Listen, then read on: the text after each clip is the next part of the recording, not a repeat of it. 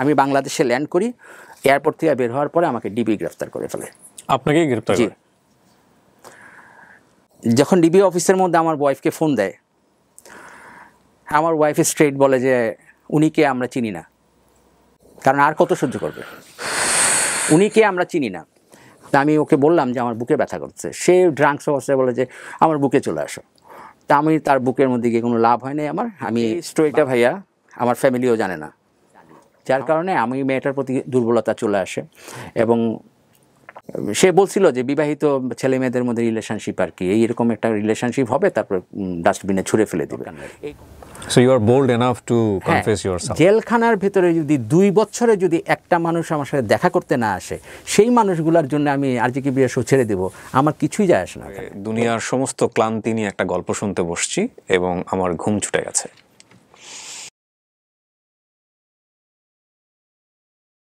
আসসালামু আলাইকুম প্রিয় দর্শক এবং শ্রোতা, আল্লাহ সর্বাবস্থায় আমাদের সবার মঙ্গল করুন সেই দোয়া এবং শুভকামনা জানিয়ে শুরু করছি লাইফের একটি এপিসোড। অনেক মানুষের অনেক গল্প আছে, যে গল্প সারা দুনিয়ার মানুষ জানলে তারা হয়তো জীবনের চলার পথকে অনেক বেশি সুন্দর করতে পারবে। কারণ আমরা বিশ্বাস করি জীবন থেকে যে শিক্ষাটা নেওয়া যায় সেটাই সর্বোত্তম শিক্ষা। তো আপনি যদি মনে করেন আপনার গল্পটা লাখো মানুষকে জানানোর মতো, তাহলে আপনি আমাদেরকে ফোন করবেন। আমাদের ফোন নাম্বার হচ্ছে 09639887777। শুধু ফোন করে বললেই হবে যে আমি আমার জীবন গল্প বলতে চাই। আমাদের অফিসে অ্যাসিস্ট্যান্ট যারা আছেন তারা আপনাকে ফোন করবে। নাম্বার 1। নাম্বার 2 হচ্ছে আমার একটি মেইল অ্যাড্রেস আছে যেটাতে সরাসরি আমি নিজে কথা বলি। চেষ্টা করবেন যে জীবনের গল্পের ছোট করে একটু জানাবেন আমাকে যে গল্পটা আসলে কী বিষয়। নিচে আপনার কন্ট্যাক্ট নাম্বারটা দিয়ে দেবেন এবং আমি আপনার সঙ্গে যোগাযোগ করব। আমাদের মেইল অ্যাড্রেসটা আপনারা দেখতেই পাচ্ছেন, বড় করে স্ক্রিনে দেওয়া আছে। তারপর আমি মুখে বলে দিচ্ছি, sharemystory24@gmail.com। আপনার নামটা একটু বলেন প্রথমে আমাদেরকে। আমার নাম হচ্ছে আজিজুল হক, আর ডাকনাম হচ্ছে বরকত। বরকত, বয়স কত এখন? বয়স হচ্ছে 54। আমি আসলে ছোটবেলা থেকে কালচারাল অঙ্গনের সাথে জড়িত ছিলাম। কালচারাল অঙ্গনে আমার আরেকটা নাম আছে, সেটা হচ্ছে ধ্রুব। ধ্রুব, বরকত আজিজ ধ্রুব। জন্ম জেলা কোথায়? আমার জন্ম হচ্ছে চিটাগাঙে, মানে বাবার চাকরি সূত্রে ওখানে ছিলেন। আর এমনি হচ্ছে আমাদের দাদার বাড়ি বাবার বাড়ি হচ্ছে গাজীপুরে, আর তারও আগের বংশ হচ্ছে আপনার কুমিল্লাতে। ঢাকাতেই মোটামুটি বড় হয়ে? আমি ঢাকাতেই ছোটবেলা থেকেই। ওকে, তো শুরু করুন আপনি যেখান থেকে শুরু করতে চান, যেভাবে আপনি গল্পটা আমাকে বলুন। জি, আমি 1986 সালে মেট্রিক পাস করেছি। 28 সালে ইন্টারমিডিয়েট কমপ্লিট করার পরে আমি আর পড়াশোনা করিনি, কারণ জাস্ট উড়নচণ্ডী টাইপের ছিলাম। আচ্ছা। তখন আমি কালচারাল অ্যাক্টিভিটিসের সাথে জড়িত হয়ে যাই বাংলাদেশ সাংস্কৃতিক অঙ্গনে। তখন আমার খুব ভালো একটা নাম ডাক হয়। আমি আবৃত্তির উপরে কাজ করি, আবৃত্তির আমার ক্যাসেট বের হয়। আমাদের বাংলাদেশে আপনি জানেন যে জি সিরিজ যেই কোম্পানিটা, গীতাঞ্জলি খালেদ সাহেবের, ওনার প্রথম ক্যাসেটটা ছিল আমার, রাজাকার ছিল। এটা হচ্ছে রাজাকার বিরোধী আন্দোলন ছিল তখন, জাহানারা ইমামের ঘাতক দালাল নির্মূল কমিটির। ওই সাংস্কৃতিক অঙ্গনে আমি আসলে যুক্ত হয়ে যাই। নাট্যচক্রের মেম্বার ছিলাম আমি, মোহামিদ ফাল্গুনী হামিদের গ্রুপের। আর বৈকুণ্ঠের মেম্বার ছিলাম শিমুল মুস্তাফা ভাইয়ের। আমার বাবা হচ্ছে ব্যাংকার, উনি জনতা ব্যাংকে চাকরি করতেন। আর মা হচ্ছে গৃহিণী। আমরা 4 ভাই, কোনো বোন নাই, আমি সবার বড়। ঘাতক দালাল নির্মূল কমিটির সাথে যুক্ত হই, নাট্যচক্রের সাথে যুক্ত হই, বৈকুণ্ঠের সাথে যুক্ত হই। তখন মেহেদি হাসান, শিমুল মুস্তাফা ভাই, ওনারা খুব প্রমিনেন্ট ওই মুহূর্তে। তখন আমার রাজাকারের ছড়াটা তখন বইমেলার মধ্যে খুব ভালো ফেমাস হয়, এবং ওই থেকেই আমার পরিচয়টা খুব ভালো পপুলার হয়। একটা পর্যায়ে গিয়ে আমি কিন্তু 1টা 2টা করতে করতে করতে করতে প্রায় 9টা ক্যাসেট বের করি তখন, বিভিন্ন কোম্পানি থেকে, এই আবৃত্তির উপরে। এখনো আছে আমার, এগুলো সিডি আকারে আছে। আমার ইউটিউবের মধ্যেও কিছু ছোট ছোট খণ্ড করে দেওয়া আছে। সাউন্ড টেক থেকে বেরিয়েছে, সঙ্গীতা থেকে বেরিয়েছে, প্রমিনেন্ট কোম্পানিগুলো সব। বিউটি কর্নার থেকে বেরিয়েছে, কান্ট্রি মিউজিক। ওই সময়কার সময় কিন্তু এই কোম্পানিগুলো খুব প্রমিনেন্ট ছিল। তা এক সময় আমার বাবা আমাকে বললো যে তুমি হয় নাটক নিবা, না হলে পরে বাসায় থাকবা, কোনটা নিবা? তা আমি বললাম যে আমি নাটক নিব। এই কথা বললে তো উনি আমাকে বাসা থেকে বের করে দেয়। নাটক বলতে নাটকে পড়াশোনা করবেন না? তাহলে নাটক করবো। তখন বেলি রুটে আপনার মহিলা সমিতি মঞ্চের অভিনয় করতাম। তো রক্তকরবীর মতো নাটকগুলোতে আমি অভিনয় করেছি। তখন বাবা বললো যে তো তাহলে তুমি আমার বাসা থেকে চলে যাও। তা আমি চলে গেছি বাসা থেকে বেরিয়ে আমার তখন বইয়ের কালেকশন ছিল অনেক। আমি অসংখ্য বই ছিল আমার। এই বইগুলো নিয়ে নীলক্ষেতে বিক্রি করে দিয়েছি। বিক্রি করে দিয়ে আমার টাকা লাগবে, বেরিয়ে যাবো। একাডেমিক বই? না, হুমায়ুন আহমেদের বই, আচ্ছা। সব উপন্যাস। আপনি তখন পড়াশোনা করছেন ওই সময়টা? আমি তখন ইন্টারমিডিয়েট পাস করছি, মানে গ্র্যাজুয়েশনে ভর্তি হব, কিন্তু আমি আর কলেজে পড়াশোনা করি, ইউনিভার্সিটিতে ভর্তি হই নাই। মানে নাটকের ভূত এই মাথায় চলে। নাটকের ভূত যে চাপছে না, তারপরে আপনার মিরপুরে বাসার সেই যাইতাম হচ্ছে ঢাকা বিশ্ববিদ্যালয়ে, পড়াশোনার টাইম কই, এই হচ্ছে তো অবস্থা। বই বিক্রি করে দিলেন? হ্যাঁ। হ্যাঁ, তখন ওই বই বিক্রি করে কিছু টাকা পাইছি। টাকা পাওয়ার পরে আমি কমলাপুর থেকে ট্রেনে উঠছি, ট্রেনে উঠে ট্রেন যেদিকে চাই সেদিকে, মোট কথা হলে আমার যাওয়ার কোনো জায়গা নেই। পরে আমি কুমিল্লায় চলে যাই। কুমিল্লায় যেহেতু আমাদের আদি বাড়ি আছে, তো ওখানে চাচার বাড়িতে যাই। চাচা, আমি জানি যে এখানে বেশি দিন থাকতে পারবো না, কারণ এর মধ্যেই চাচা চিঠি লিখে বাবাকে বলে দিবে। তা আমি তার আগেই ভাইগা যাই। আবার ভাইগা আমি করতে করতে কুমিল্লাতে শহরের ভেতরে একটা লজিং পাই। তা আমি রাস্তা দিয়ে হাঁটতাম, আর কুমিল্লার মধ্যে দেখতাম তবলার আওয়াজ বা গানের আওয়াজ কোথায় পাওয়া যায়, এরকম একটা তবলার আওয়াজ পাইছি। তখন কুমিল্লাতে খুব প্রমিনেন্ট একটা কোম্পানি, অর্গানাইজেশন ছিল, সেটা উষসী পরিষদ। আচ্ছা। এবং এখনও খুব বিখ্যাত এটা। উষসী পরিষদে আমি তখন জয়েন করি। জয়েন করার পরে এই আবার কিন্তু কালচার চলতেছে, আর এখন পড়াশোনা টোটালি বন্ধ। ফ্যামিলি জানতো? না, বাবা, আমি 2 বছর আমার মার চোখের জল ফেলাইছে শুধু, মানে ছেলে হারায় গেছে? ছেলে হারিয়ে গেছে, হ্যাঁ। এবং আমার বাবাকে শুধু দোষারোপ করতো, উনি কাঁদতে কাঁদতে চোখে চশমা নিয়ে নিছে। একজন ব্যক্তি আছেন আমাদের বর্তমানে আপনাদের কালচারাল অঙ্গনে অনেক বিখ্যাত, আমি তার নামটা নিতে চাচ্ছি না, ইন্ডিয়া বিভিন্ন জায়গায় টেলিভিশন অনুষ্ঠান করে। ও আমার জুনিয়র ছিল, এখন অনেক ফেমাস ব্যক্তি। ওই ছেলেটা মাঝে মাঝে কি জানি খাইতো। একদিন আমি তাকে বলি যে কি করো বা কি কোথায় যাও, তখন সে আমাকে বলে যে যাবি আমার সাথে। তো আমি গেলাম, এই সঙ্গদোষ যেটাকে বলে আর কি।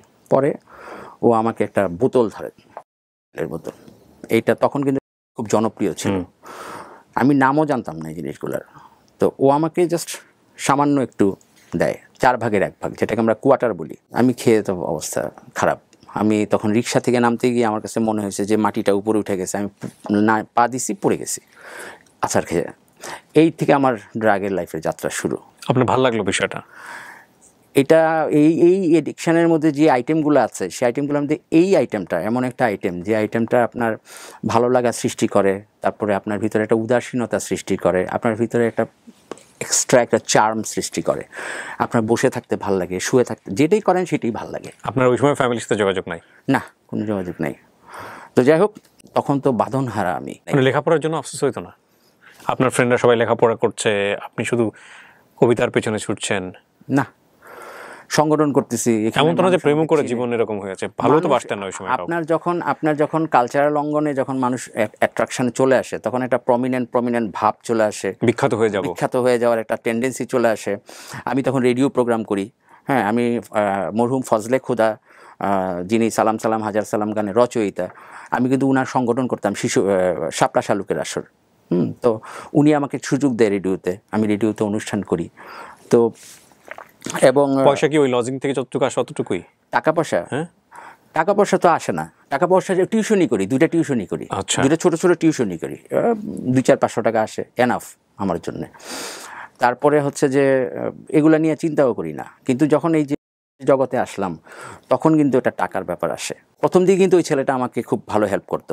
নর্মালি কিন্তু এটি হচ্ছে স্টোরি প্রত্যেকটা এডিকশানের পিছনে, যে কেউ না কেউ আপনাকে হাত ধরে ঢুকায়, সে ইনভেস্ট করে, তারপরে আপনার যখন মজা লেগে যায়, তখন আপনি টাকা খরচ করা শুরু করবেন এবং ওই ছেলে আপনার উপরে চলবে। এটা হচ্ছে একটা বেসিক স্টোরি, বাংলাদেশের সব সিনগুলোতেই দেখবেন। 2 বছর পরে আমি যখন দেখলাম যে আব্বাকে আম্মাকে খুব মনে পড়ে, হ্যাঁ, এই একটা অবস্থার মধ্যে আমি বাবাকে, তখন তো চিঠি লেখার যুগ ছিল, তখন তো মোবাইল টোবাইল কিছু ছিল না। বাবাকে চিঠি লিখিয়ে তারপরে বাবাকে বলি যে আমি গ্র্যাজুয়েশন নিয়ে ফিরবো, আমি কিন্তু পড়াশোনা করতেছি। আমার মা বলল যে বাবা তুই যেখানে আছিস চলে আয়। আমার মার চিঠিটা পাই আমি আবার ব্যাক করে চলে আসছি গাজীপুরে। 91, 92, 93, 94 এইভাবেই আমার চলে। আমি কিন্তু আর পড়াশোনা করি না, কিন্তু এডিকশানের মাত্রাটা বাড়ে। পোশাক শিল্পে আমি যমুনা গ্রুপে, তখন যমুনা নিটিং অ্যান্ড ডাইং ছিল, আমার বাবা হচ্ছে জনতা ব্যাংকের ঋণ ডিভিশনে চাকরি করতেন, লোন ডিভিশনে। তখন উনার ফাইন্যান্সে, জনতা ব্যাংকের ফাইন্যান্সে হচ্ছে যমুনা চলে। তো ডাইরেক্টরের সাথে পরিচয় আছে, বললো যে ডাইরেক্টরকে বলে দিচ্ছি, উনি যেইখানেই তোরে ঢুকাইয়া দেয় তুই ঢুকে যা। বাস শেষ, ঢুকে গেলাম। 1 মাস জব করলাম, প্রচণ্ড হার্ড পরিশ্রম করলাম, প্রচণ্ড বলতে হচ্ছে মাথার মধ্যে কাপড়ের বোঝা নিয়ে 6 তলার থেকে নিচতলায় নামতাম, কাটিং সেকশন থেকে সুইং সেকশন, স্টোর, খুব পরিশ্রম করতাম। ভাবছিলাম যে বেতন কত হইতে পারে, কারণ বেতন নিয়ে কোনো কথা বলে নাই আমার সাথে। ওখানে প্রথম ধাক্কাটা খেলাম যে 1 মাস পরে যখন আমি স্যালারিটা নিতে যাই, তখন দেখি যে আমার স্যালারি হচ্ছে মাত্র 1100 টাকা। তখনকার সময়ও 2-3 হাজার টাকা বেতন ছিল। 94 দিকে খুব কষ্ট পেয়েছি। আমার কিছু ডেডিকেশান এই জায়গাটার থেকে সৃষ্টি হলো যে আমি এই 1100 টাকা বেতন, আমার এই যে শ্রমটা বা আমি তখন চোখের পানি পড়ছিল, আমি পানিটার মূল্য নিব। তো ধীরে ধীরে আমি এই সেক্টরের মধ্যেই স্টাবলিশড হয়ে গেলাম। বাইং হাউসে চলে গেলাম পরবর্তীতে। আমার স্যালারি হলো হচ্ছে 3200 টাকা, তখন ছিল হচ্ছে 96 সাল। তখনও কিন্তু আপনার এই আইটেম জিনিসগুলোর দাম কিন্তু খুব কম ছিল, এই 100 টাকা 50 টাকা হইলে কিন্তু ভালো ড্রাগস পাওয়া যেত বা পিল পাওয়া যেত। তো ওগুলাও কিন্তু চলতেছে কিন্তু। তো তখন আমার চিঠির মাধ্যমে একটা মেয়ের সাথে আমার অ্যাফেয়ার হয়। তো এই মেয়েটাই পরবর্তীতে আমার বউ হয়, হ্যাঁ, এবং তার সাথেই আমার সংসার, তার সাথে আমার জীবন শুরু। 1996 সালে আমি বিয়ে করি। আচ্ছা।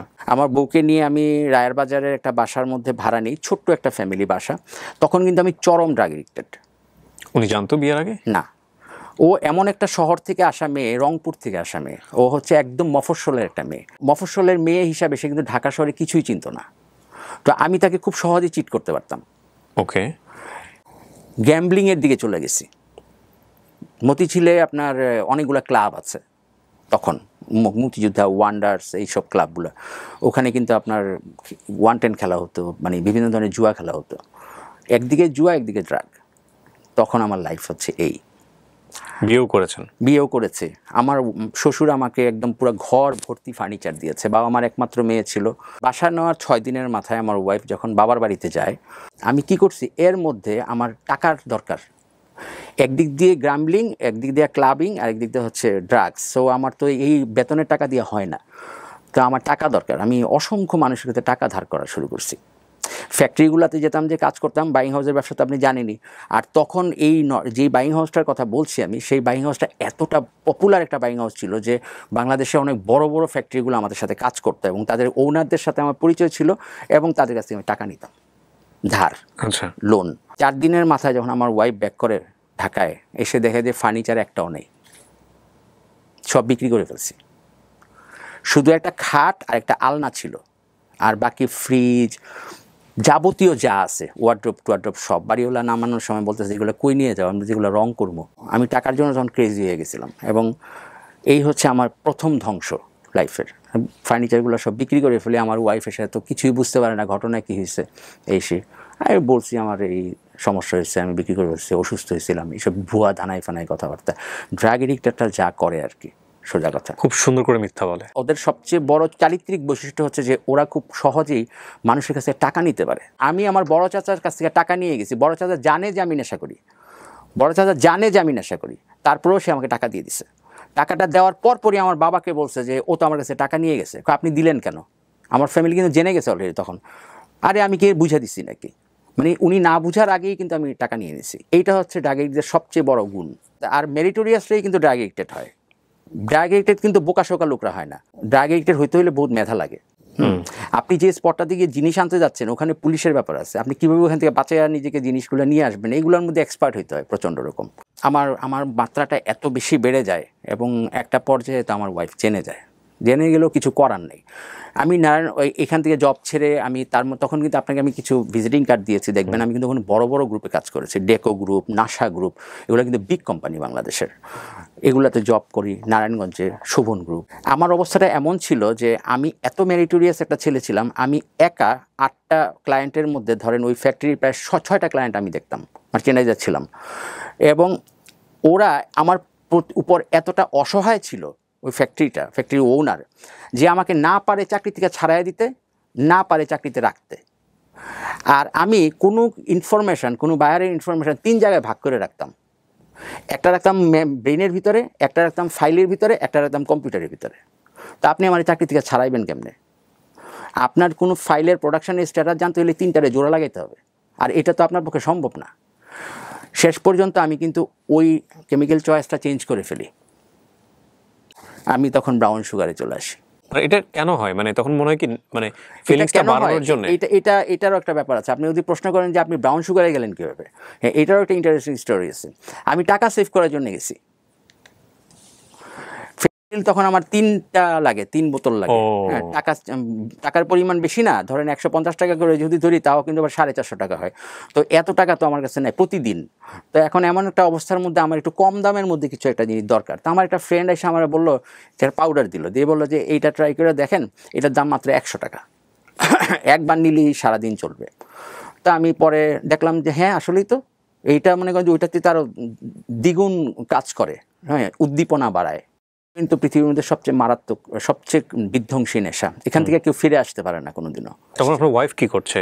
আমার ওয়াইফ তো বাসায় গৃহিণী, উনি তো এগুলো বিষয়ে সাথে পাচ্ছে কিছু নাই। সে এক পর্যায়ে ওই সময় আমার সৌভাগ্য যে আমি এক পর্যায়ে জুয়া খেলাটা বন্ধ করে দিই। তখন যখন ব্রাউন সুগারে গেলাম, তখন এই ফ্যাক্টরিতে যখন আমি জব করি, তখন আমার কিন্তু একটা ছোটো বাচ্চা আছে, তখন আমার একটা মেয়ে হয়।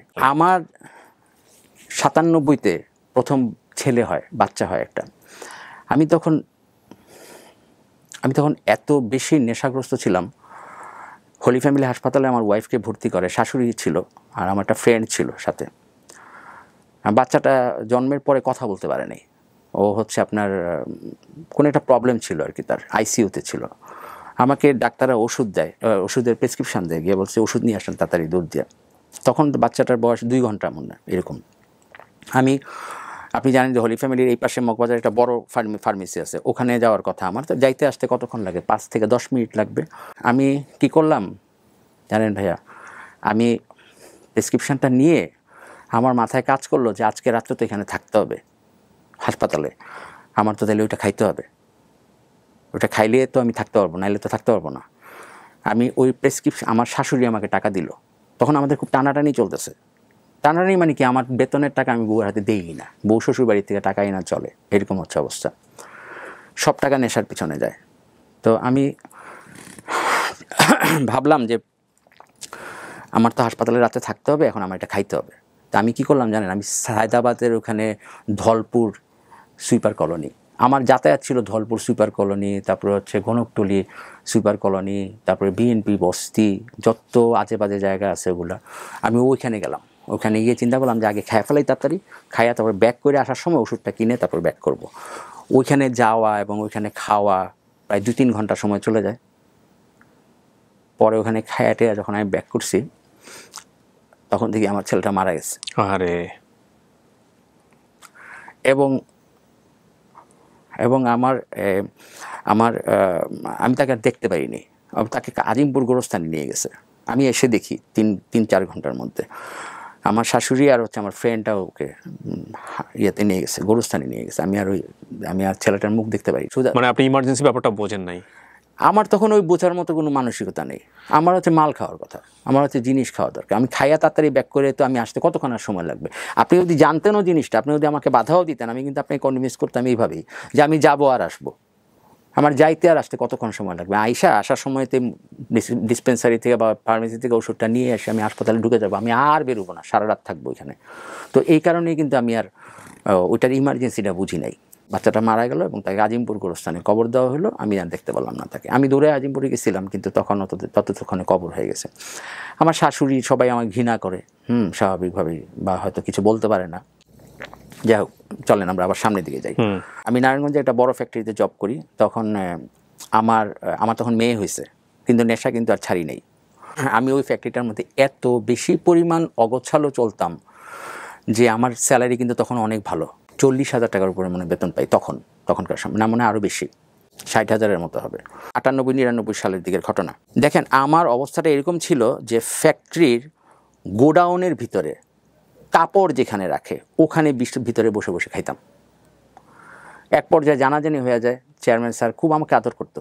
চেয়ারম্যান স্যার বললো যে ডাইকাই না, বলতে যে তুই যে এই জায়গাটার মধ্যে বসে খাস, তোর একবার ভয় লাগে না? আমারটা জায়গাটার মধ্যে যদি আগুন ধরা যায় এসে। দেখেন সে একটা ফ্যাক্টরির ওনার, কিন্তু সে কিন্তু আমাকে চাকরির থেকে পাশার মধ্যে লাথি দিয়ে বের করে দেওয়ার কথা, কিন্তু সে কিন্তু এটা দিতে পারতেছে না। বাট বরঞ্চ সে আমাকে উল্টা বুঝাচ্ছে, তোরে যদি আমরা চিকিৎসা করাই তুই কি সুস্থ হবি? আমি বললাম যে চিকিৎসার তো কী দরকার, মানে হুদা ঘাট দিয়ে ঠেলা আর কি, বুঝছেন? এইসব আমার তো এগুলোতে কোনো প্রবলেম নেই। তো আমি তাকে লজিক্যালি অনেক কনভিন্স করার চেষ্টা করলাম যে না, আমার এগুলো চিকিৎসার দরকার নেই, আমি এগুলো এখন চাইলেই তো ছেড়ে দিতে পারি। ওনারা আমাকে তারপরেও বললো যে ঠিক আছে, তুই ছাড়তে তো পারতেছিস না, সুতরাং তোকে আমরা চিকিৎসা করানোর ব্যবস্থা করি। ফ্যাক্টরি থেকে আমাকে চিকিৎসা করানোর ব্যবস্থা করা হলো। এইটাও বাংলাদেশের মধ্যে একটা রেয়ার ঘটনা যে কোনো ফ্যাক্টরি আপনাকে চিকিৎসা করাবে, আপনি হেরোইনের এডিক্টেড জানার পরেও বিকজ আপনার এমপ্লয়ি হিসেবে অনেক বেশি ডিমান্ড ছিল, অনেক বেশি ডিমান্ড ছিল, এবং আমি একসাথে 8টা ক্লায়েন্টের মধ্যে 6টা ক্লায়েন্ট আমি দেখতাম, বললাম না, এবং আমি খুব দ্রুত কাজ করতে পারতাম। ওকে, আমার এই মেরিটটাকে ওরা রেসপেক্ট করলো আর কি। তখন আমি মুক্তি ক্লিনিক নামে একটা ইয়ে আছে এখানে গুলশান 1 নম্বরে, ওখানে ভর্তি হলাম। দেখেন আমি 3 মাসের কোর্সে ভর্তি হয়েছি, কিন্তু আমাকে 1 মাস 20 দিনের মাথায় ওনারা আবার ছাড়াইয়া নিয়ে আসলো। কেন নিয়ে আসলো? কারণ ওনাদের অলরেডি অনেক টাকা লস হয়ে গেছে এর মধ্যে, আমি না আপনাকে ভর্তি করে দিয়েও আবার ছাড়াই নিয়ে আসছে। বাধ্য হয়েছে ছাড়াই নিয়ে আসতে। 1 মাস 20 দিন পরে বলছিল যে ভালো হইতে পারবা তো? আমি বললাম যে হ্যাঁ পারবো। আমার কথা হলো এখান থেকে ভাগা দরকার আমার। আমি আবার জব শুরু করলাম, কিসের কি, পরের দিন থেকে আবার শুরু। 1 গ্রাম হেরোইনের দাম হচ্ছে 3000 টাকা, 3 গ্রাম হেরোইন খেতাম প্রতিদিন। এত টাকা পেতেন কোথায়? আমার প্রচুর পরিমাণ 2 নম্বরই করতাম ওই ফ্যাক্টরিতে। মার্চেন্ডাইজারদের কিন্তু প্রচুর পয়সা ইনকাম করার রাস্তা আছে বাংলাদেশে, এটা আপনারা জানার কথা না। There is a lot of way to earn money and you cannot catch them. হ্যাঁ, যেমন বড় বস মার্চেন্ডাইজারদের ব্যাপারে একটা কথা বলতো যে আমি তো মিষ্টির দোকানদার, মিষ্টি বানাইতে বসছি, মাসি আর কতটুকু মিষ্টি খাবে? আমার মাসি তাড়ানোর কোনো দরকার নেই, মিষ্টি বানানোর দরকার। তো স্যারের এই কথাটা আমার মনে পড়ে সবসময়। আসলে মার্চেন্ডাইজাররা এত ওয়েতে পয়সা খায়, যেগুলো আপনার বাংলাদেশের সব জায়গাতেই আছে এগুলো। তো এখন আমি আপনাকে কাজ দিব, তো আপনি আমার টাকা দিবেন না? ওকে, এই হচ্ছে ব্যাপার। তো ভালো ভালো টাকা পেতাম, কারণ অনেক বড় ফ্যাক্টরি ছিল, অনেক বড় বড় অর্ডার হইতো, টাকার কোনো সমস্যা নেই। 60,000 টাকা বেতন পাইছি, 9,000 টাকা প্রতিদিন। তো 9,000 টাকা হলে তো 2,70,000 টাকা তো এমনি হয়।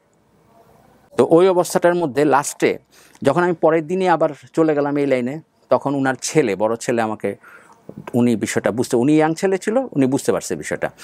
এক পর্যায়ে ওই ফ্যাক্টরি মালিকের ছেলে এতটাই ফেরোসাস হয়ে যায় যে আমাকে সে মেরে ফেলবে, এরকম একটা অবস্থার মধ্যে আমার ওয়াইফকে ডেকে নিয়ে বলে যে তুমি আমার বোন, হ্যাঁ তোমাকে আমি একটা স্কুলে জব দিয়ে দিব, তোমার থাকা খাওয়ার কোনো সমস্যা নেই, আমাদের নিজেদের বাড়ি আছে নারায়ণগঞ্জে, তুমি এখানে থাকবা, শুধু কন্ডিশন একটাই, তারে ডিভোর্স দিয়ে দিতে হবে। তুমি যেদিন ডিভোর্স দিবা সেদিনই আমি তারে মেরে ফেলবো। কেন মেরে ফেলবে? কেন? আপনাকে বের করে দিতে তো পারে। প্রচণ্ড খেপা, কারণ আমি অলরেডি ততদিনে ফ্যাক্টরি অনেক কিছু ধ্বংস করছি, অনেক কিছু লস করছি। মানে বুঝে গেছে তো? হ্যাঁ বুঝে গেছে। এখন আমার ছাড়াইতেও পারতেছে না, কারণ যে আমার ইনফরমেশনগুলো মাথার ভিতরে, আবার আমার সাথে কথাও বলতে তার ঘৃণা হয়, এইরকম একটা অবস্থা। ফ্যাক্টরি রেপুটেশন নিয়ে প্রবলেম হচ্ছে। উনারা আমাকে প্রথম লাইফে পাসপোর্ট করে দেয়, এবং উনাদের ফ্যাক্টরি থেকে আমি দেখেন দেশের বাইরে ঘোরাঘুরি করি, কত বড় একটা সুযোগ দিচ্ছে না ওনারা আমাকে, কিন্তু এই সুযোগগুলো আমি হাতছাড়া নষ্ট করে ফেলছি। একদিন রাতের বেলা আমাকে প্রচণ্ডভাবে উনি খুঁজতেছে, আমার ওয়াইফকে বুঝাচ্ছে। তখন আমার ওয়াইফ বলল যে তুমি একটা কাজ করো, ভোরবেলা ফজর নামাজের সময় বড় বস মানে আমাদের চেয়ারম্যান সাহেব কিন্তু আপনার নারায়ণগঞ্জের একটা মসজিদের মধ্যে নামাজ পড়ে, তুমি স্যারের কাছে গিয়ে মাপ চাও। কারণ আমি তখন পালায়া গেছিলাম, ফ্যাক্টরিতে যাইতাম না, বাসাতেও থাকতাম না, পালায়া থাকতাম। তো চেয়ারম্যান স্যার কিন্তু আমাকে খুব আদর করে, তখনও খুব আদর করতো, প্রচণ্ড আদর করতেন। আমি ওনার কাছে অনেক কৃতজ্ঞ। ওনার টাকা দিয়ে আমি প্রথম জমি কিনছি। আমি কিন্তু গেলাম রাতে ভোরবেলা ফজরের নামাজের সময়, গিয়ে স্যারের পায়ে ধরে ফেলছি। মানে ফজর নামাজ পড়ে উনি বেরোচ্ছে, তখন আমি তো ওনার পায়ে ধরে বলছি, স্যার আমাকে মাফ করে দেন, আমি আর জীবনে এরকম কিছু করবো না। কই তুই তো এই কথা অনেক বলছিস, হ্যাঁ এসে তোরে বাবা মাফ করন যাবো না, তোরে আমার ছেলে খুঁজতেছে, যে কোনো সময় তোরে মেরে ফেলবে অথবা পুলিশে দিয়ে দিবে, দুইটার একটা করবে। তুই এক কাজ কর, আমি একটা গাড়ি দিয়ে দিচ্ছি, ট্রাক দিয়ে দিচ্ছি, ওনাদের অনেকগুলো লরি ছিল আর কি, ট্রাক দিয়ে দিচ্ছি, তুই বাসা থেকে ফার্নিচার টেনিচার যা আছে এগুলো নিয়ে ঢাকায় চলে যা, আমি তোরে পাচাইয়া দিচ্ছি, যা। নারায়ণগঞ্জে তখন অফিস ছিল? নারায়ণগঞ্জে আমি বড় বসের বাসাতেই থাকি। আমার মেধা এত ভালো ছিল আপনি চিন্তা করতে পারবেন না। যেই বাসাটা উনি অন্যদেরকে ভাড়া দিত 15,000 টাকা, সেই বাসাটা উনি আমাকে ভাড়া দিতে 6,000 টাকা। আমি ওনার ফ্যাক্টরিতে কাজ করি, আমি যখনই টাকা চাইতাম তখনই উনি আমাকে টাকা দিত। এইটাও একটা অনেক বড় ব্যাপার ছিল, টাকা দিত, তারপরে ছুটি দিতে চাইতাম, আর যখন ইচ্ছা তখন অফিসে আসতাম। যাই হোক, স্ক্যাটার লাইফ লিড করছি, মানে টোটালি প্যারাসেরা অবস্থা। তখন এক রাতের ব্যবধানে ঢাকায় চলে আসি। ঢাকায় এসে ট্রাকের ভিতরে ওয়াইফ বাচ্চাদেরকে বসাইয়া আমি জসিমউদ্দিন রোডে, এই যে কমলাপুরের এখানে, হ্যাঁ তখন আমি একটা বাসা দেখতে বের হই। মানে লাইফটা কেমন অগোছালো চিন্তা করেন। মানে ওয়াইফ বাচ্চারা ট্রাকের মধ্যে বসা, ট্রাকের পিছনে ফার্নিচার, আমি বেরোচ্ছি হচ্ছে বাসা দেখার জন্য। আমাকে এক রাতের মধ্যে চলে আসতে হয়েছে। বাসা একটা পাইছি আজম খানের বাড়ির পাশে। এই পর্যায়ে আমার শ্বশুর, আমার তো চাকরি শেষ, তখন আমাকে বলল যে কি করবা, তখন আমি বললাম যে আমি ব্যবসা করব। বললো যে আমার ছেলেটাকে নিয়ে যাও, ছেলেটাকে নিয়ে তোমরা দুজনে মিলে কি আমি কিছু টাকা দিচ্ছি, এগুলো দিয়ে কিছু ব্যবসা করার চেষ্টা করো। তখন আমি রামপুরাতে একটা অফিস নেই, অফিস নেওয়ার পরে ব্যবসা শুরু করি, কাপড় সাপ্লাইংয়ের ব্যবসা, ফ্যাব্রিক সাপ্লাই করতাম। তো যাই হোক, ওই অবস্থাটার মধ্যে আমার ড্রাগের পরিমাণ কিন্তু অনেক বেশি বেড়ে যায়, এবং আমার যে শালা, আমার বউয়ের একমাত্র ছোট ভাই, হ্যাঁ, সেও কিন্তু এই লাইনের। আপনি নিয়ে আসছেন তাকে? হ্যাঁ, কিন্তু সেও কিন্তু ড্রাগের লাইনের। শালাদুলা ভাই একসাথে থাকি, টাকা কি আর থাকে নাকি? হ্যাঁ, শ্বশুর যে টাকাগুলো দিচ্ছে এগুলো সব নষ্ট হয়ে যায়।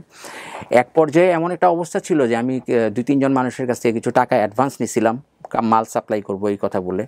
তখন আমি দেওয়ালে আমার পিঠ থেকে যায়, ওই মানুষগুলো আমাকে খুঁজতে থাকে, এবং এক পর্যায়ে আমি কী করি, আমি বাসার মধ্যে তাদেরকে না জানাই আসে আমি পালিয়ে যাই। এক পর্যায়ে কী করছি, আমার তো হঠাৎ করে কুমিল্লার কথা মনে হলো। আমি না, কুমিল্লাতে আমার একটা অনেক বড় জায়গা আছে, আমার কালচারাল অঙ্গন আছে, আমি ওখানে আসি। আসার পরে তখনই ওই কালচারাল অঙ্গনের মধ্যে আমার একটা ফ্রেন্ড ছিল, ওর একটা শপ ছিল, ওই শপের মধ্যে দেখলাম যে সে জব করে, সে কিন্তু এডিক্টেড ছিল। তা আমি তাকে বললাম যে জিনিস কালেকশন কর। সে আমার বলছে যে দোস্ত আমি তো জিনিস খাই না, আমি তো ছেড়ে দিছি। আমি বললাম যে হাউ কাম, এটা থেকে ছাড়লি কীভাবে? তখন সে আমাকে বললো যে আছে একটা ওয়ে আছে, তুই যদি চাস তাহলে আমি তোকে নিয়ে যেতে পারি। আমি বললাম যে হ্যাঁ আমি চাই, কারণ আমার অবস্থা খুব খারাপ, আমি আর পারতেছি না। আর তখন সে আমাকে একটা রিহ্যাব সেন্টারে নিয়ে যায়। সেন্টারটা কুমিল্লাতে খুব ফেমাস একটা সেন্টার। ও আমাকে ভর্তি করিয়ে দেয়, ফ্যামিলির সাথে কোনো যোগাযোগ নেই, আমার ওয়াইফ বাচ্চাদের কোনো খবর নাই। আমি রিহ্যাব করি। রিহ্যাবে থাকার 1 মাস 20 দিনের মাথায় আমার ডিভোর্স লেটার আসে। ওহো। আমার ফ্রেন্ডটা চেষ্টা করছিল যে আমার বাসায় গিয়ে ওয়াইফের সাথে কথা বলার জন্য, আমার শ্বশুরের সাথে, তাদেরকে বোঝানোর জন্য যে আর একটা সুযোগ লাস্ট দেওয়া হোক, কারণ রিহ্যাব সেন্টারে তো সে কখনো আগে ভর্তি হয় নাই, এমনও হতে পারে হয়তো রিহ্যাব থেকে সে সুস্থ হতে পারে 11 বছর পর। তখন আমার 2টা বাচ্চা আছে, একটা ছেলে একটা মেয়ে। তখন আমার যখন 1 মাস, ও খুব চেষ্টা করছিল যে এটা আটকানোর জন্য, কিন্তু পারে নাই। 1 মাস 20 দিনের মাথায় আমার ডিভোর্স লেটার আসে। একটা কপি আসে হচ্ছে গাজীপুরে, আর একটা কপি মুকুল কালেকশন করে। এটা সে আমাকে নিয়ে দেখায় যে এই ব্যাপার, তোমার ওয়াইফ তোমাকে ডিভোর্স দিয়ে দিছে। আমি চেষ্টা করছিলাম আটকানোর জন্য, বাট পারি নাই। আমি 3 মাস পুরো কোর্সটা করছি, কিন্তু কোর্সটা করার পরে দেখেন, আমি যখন এসে দাঁড়াই রাস্তার মধ্যে, তখন কিন্তু আমার পকেটে একটা টাকা নেই, এবং আমার social status 0, job status 0, friend status 0, family status 0, সব কিছু শেষ। তখন ওই পর্যায়টার মধ্যে আমার 2টা দিকে যাওয়ার রাস্তা ছিল। একটা হচ্ছে যে আবার ড্রাগের দিকে চলে যাওয়া, আর আরেকটা হচ্ছে যে যেই ড্রাগের কারণে আমার আজকে এই অবস্থাটা হয়েছে, এই ড্রাগকে আমি আর কোনো দিন স্পর্শ করব না, দেখি আমি কি করতে পারি। একা যেহেতু আছি আমি এই মুহূর্তে, আমি কী করবো, আমি গাজীপুর চলে যাব আব্বা আম্মার কাছে। আব্বা আম্মা তো আর ফালাই দিতে পারবে না ছেলেকে, যত কিছুই হোক না কেন, মা তো। আমি ওই দ্বিতীয় চয়েসটা নিলাম।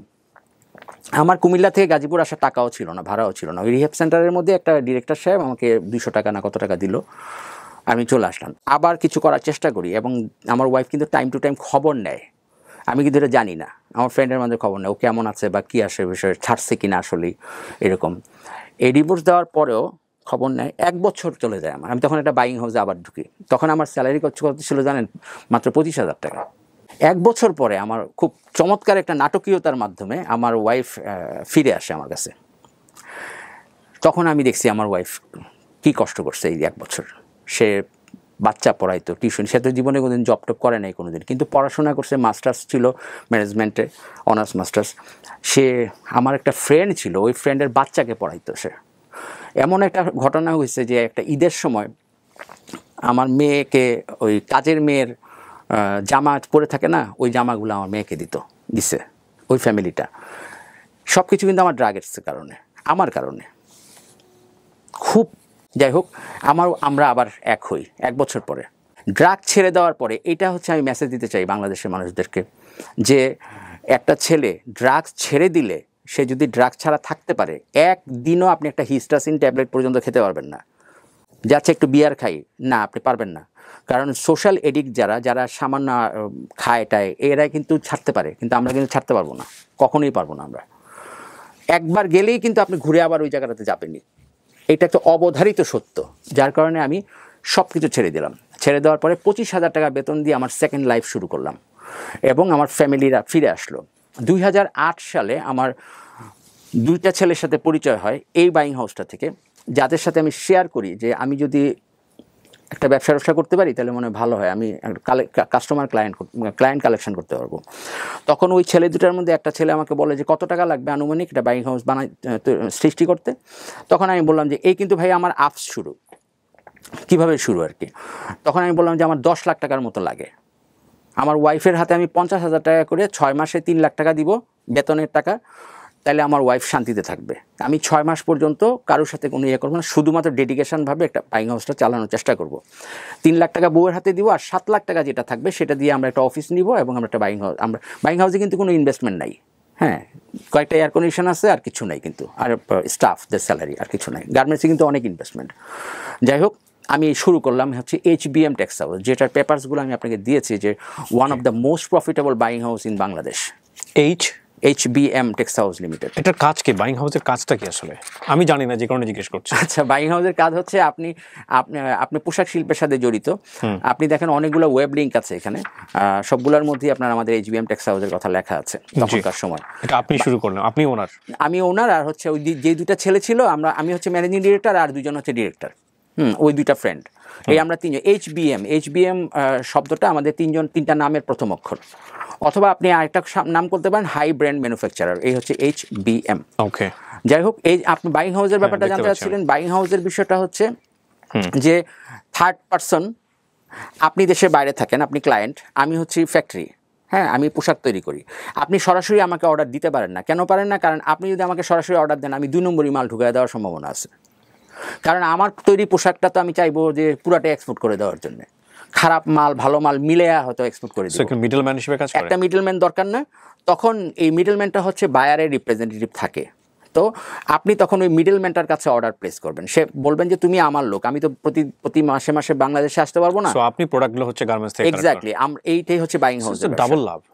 বাইং হাউস দুই দিক থেকে ব্যবসা করে। বাইং হাউস বায়ারের কাছ থেকে কমিশন নেয়, আবার ফ্যাক্টরির কাছ থেকেও কমিশন নেয়। বাংলাদেশে B2B ওয়েবসাইটগুলো আছে না, বিজনেস টু বিজনেস ওয়েবসাইট, ওখানে বায়ারও আসে সেলারও আসে, ওরা অ্যাড দেয়, আমরা এটা মালটা কিনবো, আমরা তখন অফার দিই তাদেরকে, এইভাবেই বিজনেসটা শুরু। চেক রিপাবলিকে প্রথম ক্লায়েন্ট পাইছি, এবং চেক রিপাবলিকের ওই ক্লায়েন্টটা আমাকে প্রথম একটা ভালো কোয়ান্টিটির অর্ডার দেয়, এবং $72,000 কাজ পাই আমি প্রথম কাজটা, এবং ওখানে আমার খুব সামান্য লাভ হয়। 1 বছরের মাথায় আমি আমার যে ইনভেস্টর ছিল ওর 10 লাখ টাকা ফেরত দিয়ে দিছি। আমরা অফিস থেকে একটা গাড়ি কিনছি। 2 বছরের মাথায় ধরেন না, আমরা 3 ডিরেক্টর, আমরা 3টা বড় বড় প্রিমিও কিনছি। তারপরে কিন্তু আমি অনেকগুলো ল্যান্ড প্রপার্টিস করছি। মিরপুরে আমি একটা ল্যান্ড নিয়েছি, ওখানে আমি ফ্ল্যাটের কাজ ধরেছি। 2000 কয় বছরের মধ্যে এই প্রোগ্রেস? 2012-র মধ্যেই। 8 শুরু করে 12-র মধ্যে? হ্যাঁ, 3-4 বছরের মধ্যে। 4 বছরের মধ্যে আরও অনেক কিছু হয়েছে। 4 বছরের মধ্যে আমার কোম্পানির রেপুটেশন দেখেন, এখানে 6 number 7 number profitable buying house বাংলাদেশে তখনকার সময়। আমি 1 থেকে 5-এর মধ্যে, তখন বড় বড় বাইং হাউস ছিল বাংলাদেশে কিন্তু। তো এখন ওই অবস্থাটার মধ্যে কিন্তু আমাদের হিউজ হয়, এবং আমি আরেকটা কাজ করলাম, সেটা হচ্ছে আমি হিউজ পরিমাণ ট্রাভেলিং করা শুরু করি। আমার বিজনেস স্ট্র্যাটেজিটা ছিল ডিফারেন্ট মানে অন্যদের মতো না। অন্যরা ইমেলের মাধ্যমে বায়ারকে ক্যাচ করার চেষ্টা করতো, বুঝছেন। আমি কি করতাম ভাই, আমি সরাসরি ফ্লাই করে চলে যেতাম। ইউরোপে বলেন, আমি ফ্রান্সে বলেন, পোল্যান্ডে বলেন, যেখানে খুশি সেখানে কাস্টমার আমাকে অফার দিচ্ছে, আমি বলছি আমাকে ইনভাইটেশন লেটার পাঠাও। আমার যত ইনভেস্টমেন্ট আছে, মানে আমার যত সেভিংস আছে না, আমি সেভিংসটা ইনভেস্ট করতাম হচ্ছে ট্রাভেলিংয়ে। তুমি আমাকে একটা ইনভাইটেশন লেটার পাঠাও, আমি কালকেই আসতেছি, বা আমি নিজের পকেটের পয়সা খরচ করে। হ্যাঁ, নিজের পকেটের পয়সা খরচ করে। এবং ভাই আমার জীবনের সবচেয়ে বড় অর্জন হচ্ছে আমার এই পাসপোর্টটা। এখানে প্রায় 900-1000-এর উপরে স্ট্যাম্প আছে। দেখতে পারি? 1000-এর মতো স্ট্যাম্প আছে। ওরে বাবা! এবং আপনি যদি দেখেন পাসপোর্টটা, এটার সবচেয়ে বড়, পাসপোর্ট তো অনেকেরই বাড়ে, কিন্তু ঘটনা হচ্ছে যে এরকম প্রত্যেকটা পাতায় পাতায় যদি আপনার এই সিলগুলো থাকে। আমি তো পুরোটা দেখাবো না, আমি জাস্ট আইডিয়া দেওয়ার জন্য দেখাই। এই দেখেন, আপনার কোনো পাতা নাই যেখানে 12টা সিল নাই। হিউজ। এই হচ্ছে ওনার পাসপোর্টের অবস্থা। এটা মোটামুটি একটা ছোটখাটো ডায়েরি। বাবা, সিল সাপ করে, ওরে বাবা, প্রতি পাতায় অবস্থা? প্রত্যেক পাতায়। কতগুলো দেশ ভ্রমণ করেছেন আপনি? 32টার উপরে হবে, কিন্তু 1000-এর উপরে স্ট্যাম্প আছে এখানে। জি। তারপরে আমার থাইল্যান্ডের একটা আছে, এটাও হচ্ছে আমার থাই ওয়ার্ক পারমিট। ওকে, এটা ওকে। এই হচ্ছে সুস্থতার স্টোরি। এক্স্যাক্টলি। এটা হচ্ছে একটা ড্রাগ ছেড়ে দিলে পরে কি হয়, এই ইনফরমেশনটা আমি মানুষকে দিতে চাই। দেখেন আমি কিভাবে উঠি, এবং একটা পর্যায়ে আমি মিরপুরের জমিটাতে বাড়ি করার হাত দেই। আমরা ওখানে 12 জন মালিক মিলে আমরা 5 কাঠা জমি নিয়েছিলাম, ওখানে আমরা একটা 12 তলা বিল্ডিং করি। ড্রাগস এবং মেয়ে মানুষ এই দুটো হচ্ছে মুদ্রার এপিট এবং ওপিট। আপনি যখন ড্রাগসে থাকবেন তখন আপনার মেয়েদের প্রতি আগ্রহ থাকবে না। যখন মেয়েদের প্রতি থাকবে যখন আপনি ড্রাগস ছেড়ে দিবেন তখন আপনার মেয়েদের প্রতি আগ্রহ চলে আসবে। সেক্সুয়ালি যে ফিজিক্যাল যে নিডসটা আছে না, সেটা ড্রাগস কিন্তু দমায়া রাখে। এবং আপনি যখন ড্রাগসে থাকবেন তখন কিন্তু আপনি ড্রাগসটাকেই আপনার গার্লফ্রেন্ড মনে করবেন। আপনি একটা মেয়ের দিকে ফিরেও তাকাবেন না, আপনার ভালো লাগবে না, সেক্সুয়ালি আপনার কোনো ইন্টারেস্ট থাকবে না। কিন্তু যখনই আপনি ড্রাগসটা ছেড়ে দিবেন তখন কিন্তু ধীরে ধীরে আপনি মেয়েদের প্রতি দুর্বলতা চলে আসবে। এখন এই টানটা হয় যে 2012 সালের দিকে আমার একটা মেয়ের সাথে পরিচয়টা হয় হচ্ছে ইন্টারভিউ বোর্ডে। ও আমার দেখেন জব ইন্টারভিউ দিতে এসেছিলো, HBM-এ জব ইন্টারভিউ দিতে এসেছিলো। ওর ইন্টারভিউতে চাকরি হয় নাই। তো হঠাৎ করে একদিন স্কাইপের মধ্যে আমার একটা মেসেজ আসছে। মেসেজটা খুব ইন্টারেস্টিং লাগছে আমার কাছে, যে স্যার আসসালামু আলাইকুম, আমার নাম হচ্ছে অমুক, আমি আপনার এখানে জব ইন্টারভিউ দিয়েছিলাম। যে তো কী হয়েছে? বলে যে আমার জব হয় নাই। তার মানে যে সো সরি যে আপনার জব হয় নাই। কনভারসেশনটা খুব ইন্টারেস্টিং ছিল। হয় নাই, যাই হোক, আই এম সো সরি। বলে যে না, সরি শোনার জন্য আমি মেসেজ দিইনি আপনাকে। আমি মেসেজ দিয়েছি যে আপনি যখন মানুষের ইন্টারভিউ নেন তখন আপনি মানুষকে এত হোপ দেন কেন? ইন্টারভিউ নেন যখন মানুষকে আপনি হোপ দেন কেন এত, যে আপনি সে বুঝে ফেলে যে তারপরে দিনই চাকরি কনফার্ম হয়ে গেছে।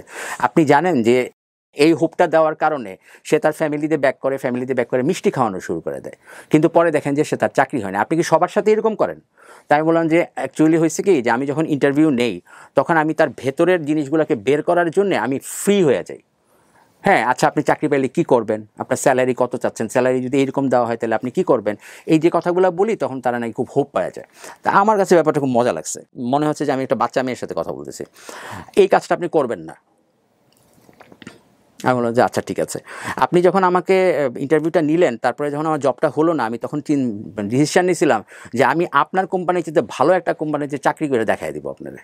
এখন আমি চাকরি পাইছি, আসেন না স্যার একদিন আমার অফিসে বনানীতে। তা আমি বললাম যে বাহ ফাইন। তো তাই আমি বলছি আচ্ছা ঠিক আছে আসবো না। তো এই খুব মজা লাগলো। তারপরে তার সাথে আমার মোটামুটি হাই হ্যালো, খাইছেন কিনা, ভাত খাইছেন কিনা, নর্মাল ক্যাজুয়াল যে কথাবার্তাগুলো হয় এভাবে হয়। প্রায় 3-4 মাস পরে আমি তখন তো খুব বাইরে ট্রাভেলিং করি, আমি সময় পাই না। আমি 1 ঘন্টার সময় পাইছি। হঠাৎ করে আমার মনে হয়েছে আমি বনানীতে যাব। তো আমি তাকে নক দিয়ে বললাম যে আমি বনানীতে আসতেছি, 30 মিনিটস টাইম দিতে পারবো আপনাকে, আপনি যদি বলেন আমি আসবো কিনা। যে হ্যাঁ আপনি আসেন। তো বনানীতে একটা রেস্টুরেন্ট আছে, ওই রেস্টুরেন্টের মধ্যে আসলাম, আমরা বসলাম, কথাবার্তা বললাম। তার উচ্ছলতাটা আমার কাছে খুব আকৃষ্ট করেছে। সে কনজুগাল লাইফে হচ্ছে আপনার তার হাজব্যান্ড আছে, হাজব্যান্ড আবার ড্রাগ এডিক্টেড, বাচ্চা আছে একটা ছোট। যখন সে আমার সাথে তার লাইফ স্টোরিটা শেয়ার করে তখন আমার পিছনের স্ত্রীর সাথে মিলে যায় এবং আমি একটা দুর্বলতা খুঁজে পাই তার প্রতি। এবং একটা পর তখন কিন্তু আমার ফ্যামিলি আছে, কিন্তু ফ্যামিলি থাকা অবস্থায় এক্সট্রা ম্যারিটাল একটা অ্যাফেয়ারে জড়িত হয়ে যায় আমি, কিন্তু আমার ফ্যামিলি কেউ জানে না বিষয়টা। আমি তার পিছনে এবার এই দেখেন, ড্রাগের মধ্যে যেই টাকা নষ্ট হয়েছে ভাবতেছেন আপনারা অনেক টাকা নষ্ট হয়েছে, কিন্তু না, এইখানে কি হচ্ছে দেখেন। এইখানে আমি তার পিছনে টাকা খরচ করা শুরু করি। কীভাবে খরচ করি? আমি তাকে প্রতি মাসে, তখনকার সময় 2009-10-এর দিকে মনে হয়, মানে 2 বছরের মাথায়, তখন আমি হিউজ জমি কিনতেছি, আমার প্রচুর টাকা আছে, আমি তাকে 30,000 টাকা দিতাম হাত খরচ প্রতি মাসে। সে ক্যান্টনমেন্টের একটা বাসায় থাকতো, তার হাজব্যান্ড ড্রাগ এডিক্টেড। আমি আমার নাম পরিচয় গোপন রেখে আমি তার হাজব্যান্ডকে রিহ্যাব সেন্টারে ভর্তি করাই, যেখানে আমি ভর্তি হয়েছিলাম। তো ওখানে ভর্তি করাই, তাকে সুস্থ করে নিয়ে আসি। তার ক্রেডিট কার্ড ছিল অনেকগুলো, প্রায় 10-12টা ক্রেডিট কার্ড ছিল। ওগুলো 3-3.5 আমার মনে আছে, আমি বনানী থেকে গুলশান 2 নাম্বার পর্যন্ত হাতের ডানে বামে যতগুলা ব্যাংক আছে সবগুলা ব্যাংকে এই বেটায় ক্রেডিট কার্ড করে রাখছে। মানে ক্রেডিট কার্ড করে টাকা উঠে ড্রাগ কিনে খায়। তা আমি তো এদের চরিত্রটা জানি, যার কারণে আমি মেয়েটার প্রতি দুর্বলতা চলে আসে। এবং আমরা কিন্তু অন্য কোনো রিলেশনশিপে যাইনি, কারণ সে বলছিল যে বিবাহিত ছেলে মেয়েদের মধ্যে রিলেশনশিপ আর কি, এইরকম একটা রিলেশনশিপ হবে, তারপর ডাস্টবিনে ছুঁড়ে ফেলে দিবে। এই কথাটা আমার খুব লাগছিল গায়ে, যার কারণে আমি তার সাথে ওই ধরনের কোনো রিলেশনশিপে যাইনি। যখন তার হাজব্যান্ডের টাকাগুলো আমি দিচ্ছি, 4.5 লাখ টাকার মতো আমি দিচ্ছি তখনকার সময়, 4.5 লাখ টাকা শুধু বিল পেমেন্ট করছি। এই ক্রেডিট কার্ড প্রায় আমার মনে আছে 11টা না 12টা ব্যাংকের ক্রেডিট কার্ড ছিল। এই টাকা খরচ করা শুরু করলাম। দেখেন, এক পর্যায়ে সে ফিরে আসলো, তাকে খুব মারধর করতো, এটা আমার খুব খারাপ লাগতো। তাকে মারধর করতো এবং পরে তাকে আমি ইনসিস্ট করি যে তুমি তাকে ডিভোর্স দিয়ে দাও। বহুদিন পরে আমি দুপুরবেলা খাওয়া দাওয়া করার পরে দুনিয়ার সমস্ত ক্লান্তি নিয়ে একটা গল্প শুনতে বসছি এবং আমার ঘুম ছুটে গেছে। আমার পডকাস্টিং আছে অনেকগুলো, যদি আপনারা দেখে থাকেন। 10 মিনিট স্কুলে আছে, ইয়াহিয়া আমিনের সঙ্গে আছে, ওখানে আমি বলেছি যে আমি গল্প শুনতে বসি, দুনিয়ার সমস্ত পেইন, যত ঝামেলা আছে, শরীর টায়ার্ড, এই অবস্থায় তখন যদি কোনো গল্প আমাকে ইমপ্রেস করে, আমি বিশ্বাস করি আমার দর্শকদেরকেও ইমপ্রেস করবে। সো আজকের এই গল্পটা আমাকে ইমপ্রেস করেছে। আমি জানি না আপনাদের কেমন লাগছে। চলুন। ওকে আমি ডিভোর্স দেওয়ার জন্য ইনসিস্ট করি। রাইট। ওদের বাড়ি হচ্ছে রাজশাহীতে, ওর বাবা মা আর একটা বোন একটা ভাই আছে। ডিভোর্স দেওয়ার জন্য ইনসিস্ট করছেন ফর হোয়াট? ওকে মারে যে। কিন্তু আপনি ডিভোর্স Torturing নেওয়ার করে পরে ওকে আপনি বিয়ে করবেন এরকম কোনো? না না না না, বিয়ে করি না। আমি বলছি যে আমি তোমাকে চালাবো, আমি তোমাকে খরচ দিব, হ্যাঁ তোমার divorce টা যাবতীয় নিয়ে যা নিডস আছে, বাট তুমি ডিভোর্স দাও। তার টর্চারিং এর হাত থেকে বাঁচাও, তাকে টর্চারিং হাত থেকে বাঁচাও। সে এমনও হয়েছে, ওই লোকটা আপনার খুব ডিজিটালি, সে খুব ডিজিটাল প্রিন্টিং ইন্ডাস্ট্রির সাথে জড়িত ছিল এবং খুব ভালো ডিজাইনার ছিল। ওই লোকটা আমারও একটা অর্ডার চলতেছে এরকম একটা ফ্যাক্টরির সাথে, সে চিটিং করে, টাকা নিয়ে প্রতারণা করে। ওই ফ্যাক্টরির মালিক আবার তাকে পুলিশের হাতে উঠে দিতে চেয়েছিল। আমি হস্তক্ষেপ করে তাকে আবার পর্দার আড়াল থেকে তাকে বের করে নিয়ে আসছি। তারপরে যদি এই মেয়েটার গায়ে এসে হাত উঠায়, তখন আমার কাছে খারাপ লাগে। তখন কিন্তু আমরা গার্লফ্রেন্ড বয়ফ্রেন্ড হয়ে গেছি, এরকম একটা রিলেশনশিপ। আমার তার প্রতি প্রচণ্ড ফিলিংস এটা চলে আসে। আমি জানি না একটা স্টোরি শেয়ার করা ঠিক হবে কিনা।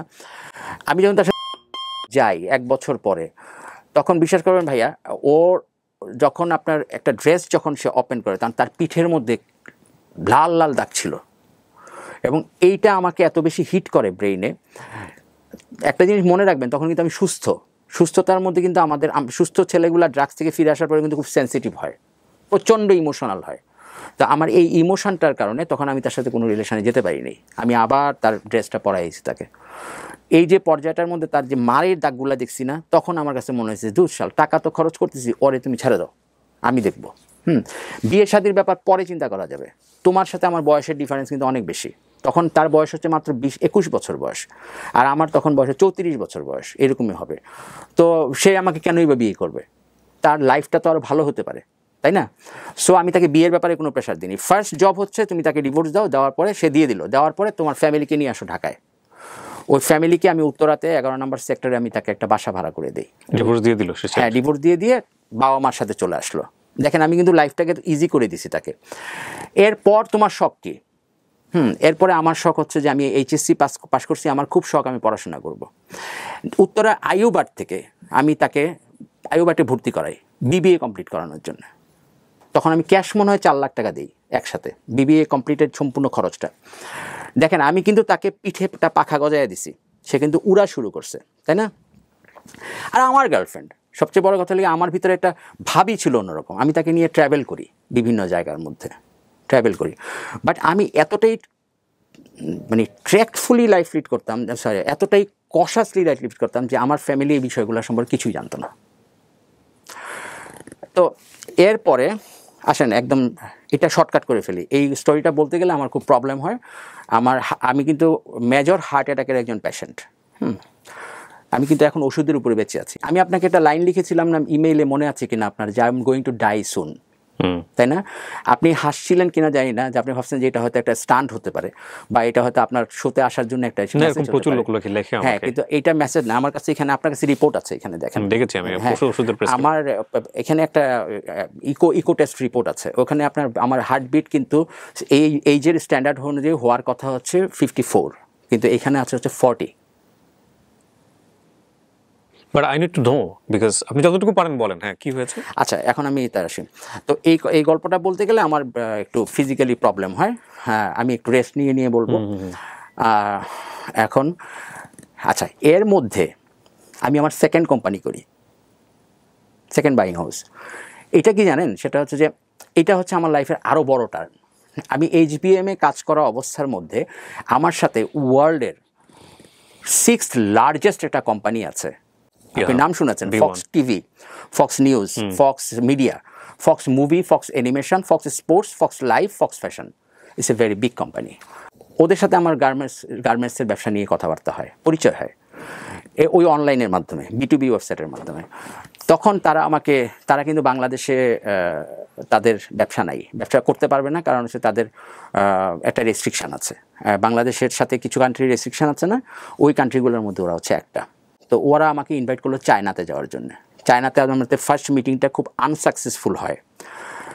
পরবর্তীতে তাকে থাইল্যান্ডে, আমি ওখানে যাওয়ার পরে মিটিংটা খুব সাকসেসফুলি হয়। তারপরে আমরা ফক্সের সাথে কাজ করা শুরু করি 2010 সাল থেকে।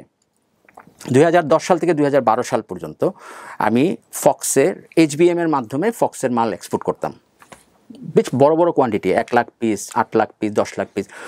এটা ওরা কতটা বড় আমি আপনাকে ছোট্ট একটা উদাহরণ দিই। 2016 সালে আমি শুধুমাত্র 6 মাসে তো আমাদের একটা সিজন হয়, মানে 2টা সিজনে কিন্তু বাইং হাউসের ব্যবসাগুলো চলে, স্প্রিং সামার আর হচ্ছে অটোম উইন্টার। আমি 6 মাসের একটা সিজনে 8 কোটি পিস গেঞ্জি এক্সপোর্ট করছি বাংলাদেশ থেকে, 8 কোটি। আপনি যদি আমাকে 1 টাকা করে লাভ দেন তাহলে আমার 8 কোটি টাকা হয়।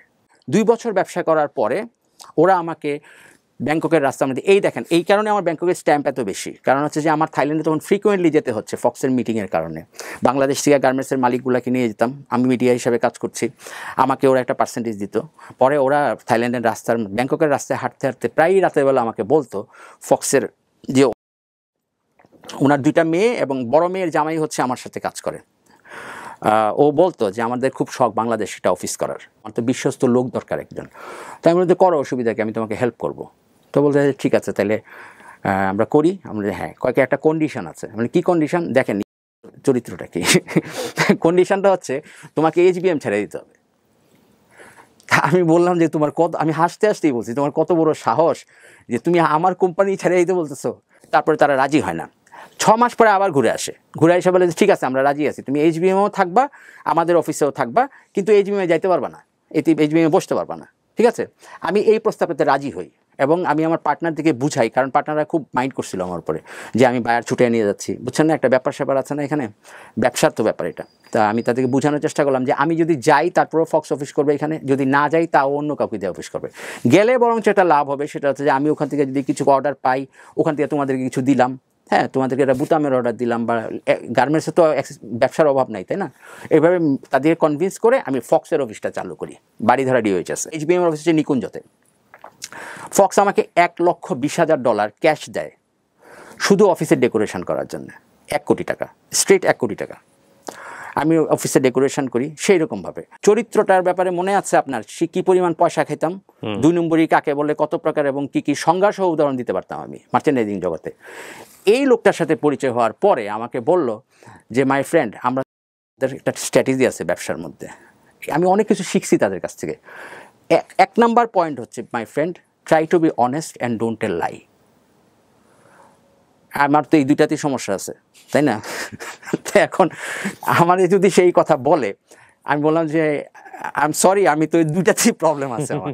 আমি কিন্তু ওরে বলে ফেলছি সব কিছু। সে হাইসা দিচ্ছে, হাইসা বলতে যে রিয়েলি, যে হ্যাঁ রিয়েলি, আমি ফ্যাক্টরি থেকে ঘুষ খাই, ফ্যাক্টরি থেকে পয়সা খাই, হ্যাঁ, আর তোমার এখানে আসলে আমার ফ্যাক্টরি থেকে পয়সা খেতে পারবো না, শুধু তুমি আমাকে বেতন দিবা। কয় না, বেতন দিব, পাশাপাশি আমি তোমাকে পার্সেন্টেজ লভ্যাংশ দিব, কারণ তুমি আমার পার্টনার।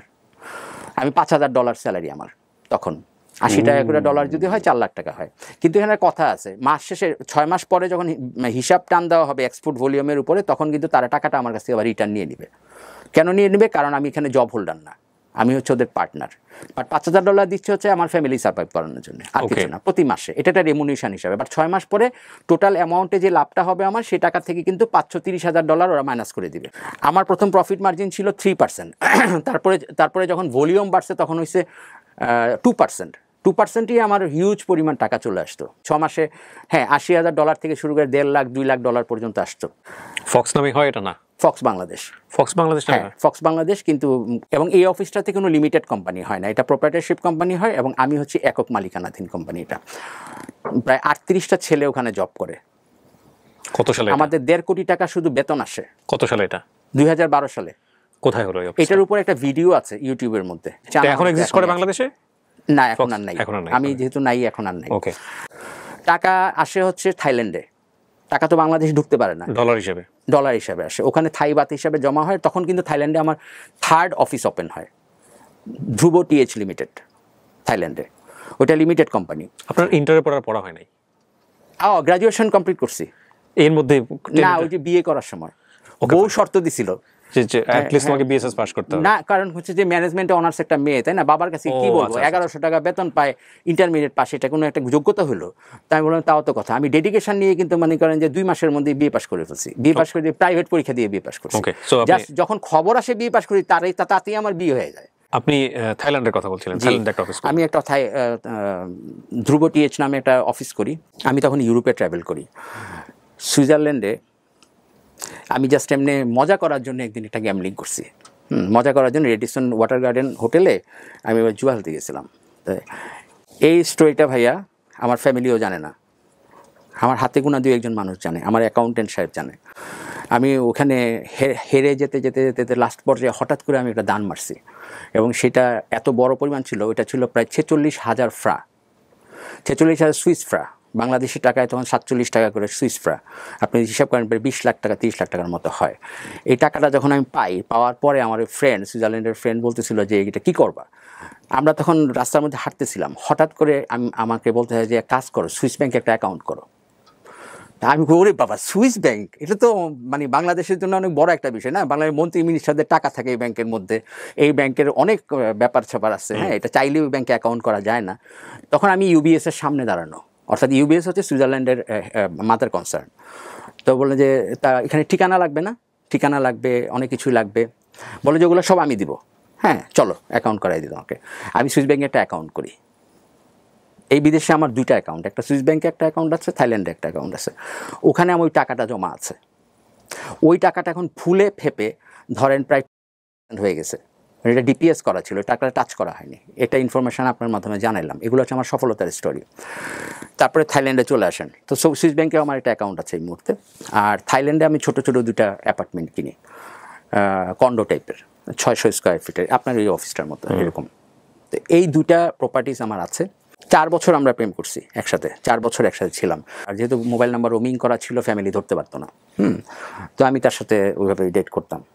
বিবিএ কমপ্লিট হওয়ার পরে তার স্বপ্ন হচ্ছে এমবিএ করার জন্য। আমার স্বপ্ন হচ্ছে এমবিএ করাবো এবং আমি মালয়েশিয়া যাব, মালয়েশিয়া থেকে তাকে এমবিএ করাবো, এরকম একটা স্বপ্ন আমার। তো ওই সিচুয়েশানটার মধ্যে ফক্সের সাথে আমার কাজ করা অবস্থায় আমার বেশ কিছু টাকা জমে গিয়েছিল, কিছু টাকা পেন্ডিং হয়ে গেছিলো, প্রায় $65,000। এই টাকাটা নিয়ে আমি খুব টেনশানে ছিলাম ওই পর্যায়ের মধ্যে। তখন কিন্তু তার মালয়েশিয়া যাওয়ার জন্য আমি মালয়েশিয়াতে গেছি, গিয়ে ওখানে দেখে টেকে আসছি, ইউনিভার্সিটির সাথে কথাবার্তা বলে আসছি, ও যাবে, বাসা নেবে, আমরা এইভাবে যাবো, স্বপ্ন বড়। ও ভাইয়া, এর মধ্যে আরেকটা ঘটনা আছে, সেটা হচ্ছে যে 1 বছর তার সাথে আমার একটা গ্যাপ হয়, 1 বছর। আমি তাকে বলছিলাম না যে তোমার ভালো ছেলে পেলে বিয়ে করে ফেলো, এরকম বলছিলাম, তোমার বয়স কম আছে। সে কি করছে, আমি থাইল্যান্ড থাকা অবস্থার মধ্যে আমার একটা ফ্রেন্ড ফোন দিয়ে আমাকে বলতে চাই যে উত্তরাতে আমরা ওকে দেখলাম একটা কালো ছেলের সাথে, কালো ছেলে বলতে শ্রীলঙ্কান বা ইন্ডিয়ান কোনো একটা কিছু হবে। তা আমি দেখলাম, আমি বললাম তাই নাকি, বলে যে হ্যাঁ। পরে আমি বাংলাদেশে ব্যাক করার পরে এসে দেখি তার মোবাইল বন্ধ। সে 1 বছরের ব্যবধানে চলে যায়, এবং কোথায় যায় আমি কিছু জানি না, তার মোবাইল বন্ধ টন্ধ। দেখেন 1 বছর পরে সে আমাকে হঠাৎ করে আরেকবার ফোন দেয়। আমার চরিত্রের সবচেয়ে বড় খারাপ দিকটা হচ্ছে যে আমি আসলে একটা মানুষের উপর নির্ভরশীল হয়ে যাই। এটা কখনোই হওয়া উচিত না, কোনো রিলেশনশিপের ক্ষেত্রে কখনো নির্ভরশীল হওয়া উচিত না। একটা মেয়ে সারা জীবন চায় কি যে তার ছেলেটা যাতে ঘাটটা ঘুরে অন্য কারো দিকে না তাকায়। আর আমার ক্ষেত্রে হচ্ছে উল্টা, আমি যখন একটা মেয়ের প্রতি আমি ডিপেন্ডেন্ট হয়ে যাচ্ছি, তখন হয়েছে কি যে ভাইয়া এটা কি বলবো, প্রতিটা মানুষের শরীরের মধ্যে কিন্তু একটা ঘ্রাণ আছে, আর এই ঘ্রাণটা যখন আপনার নাকের মধ্যে ঢুকে যাবে, তখন কিন্তু আপনি চাইলেও আর অন্যদিকে যেতে পারবেন না। অন্তত আমি পারি না যেতে। 1 বছর পরে যখন সে ব্যাক করে আমাকে কল দেয়, আমি বেহায়ার মতো তাকে বললাম যে আসো আবার। মাঝখানে কি হয়েছে আমি আর জানার দরকার নেই, আমি জানছি যে একটা শ্রীলঙ্কান ছেলে সে সংসার করছে, এই সেই বিয়ে করে নাই, তা আবার ফিরে আসছে। ফিরে আসার পরে আমি তাকে নিয়ে আবার ট্রাভেলিং করা শুরু করলাম। আমার মনে হয় এগুলো কিছুই ঘটে নেই, এরকম আর কি, 1 বছরের গ্যাপ কোনো ব্যাপারই না। যাই হোক, সে ফিরে আসছে।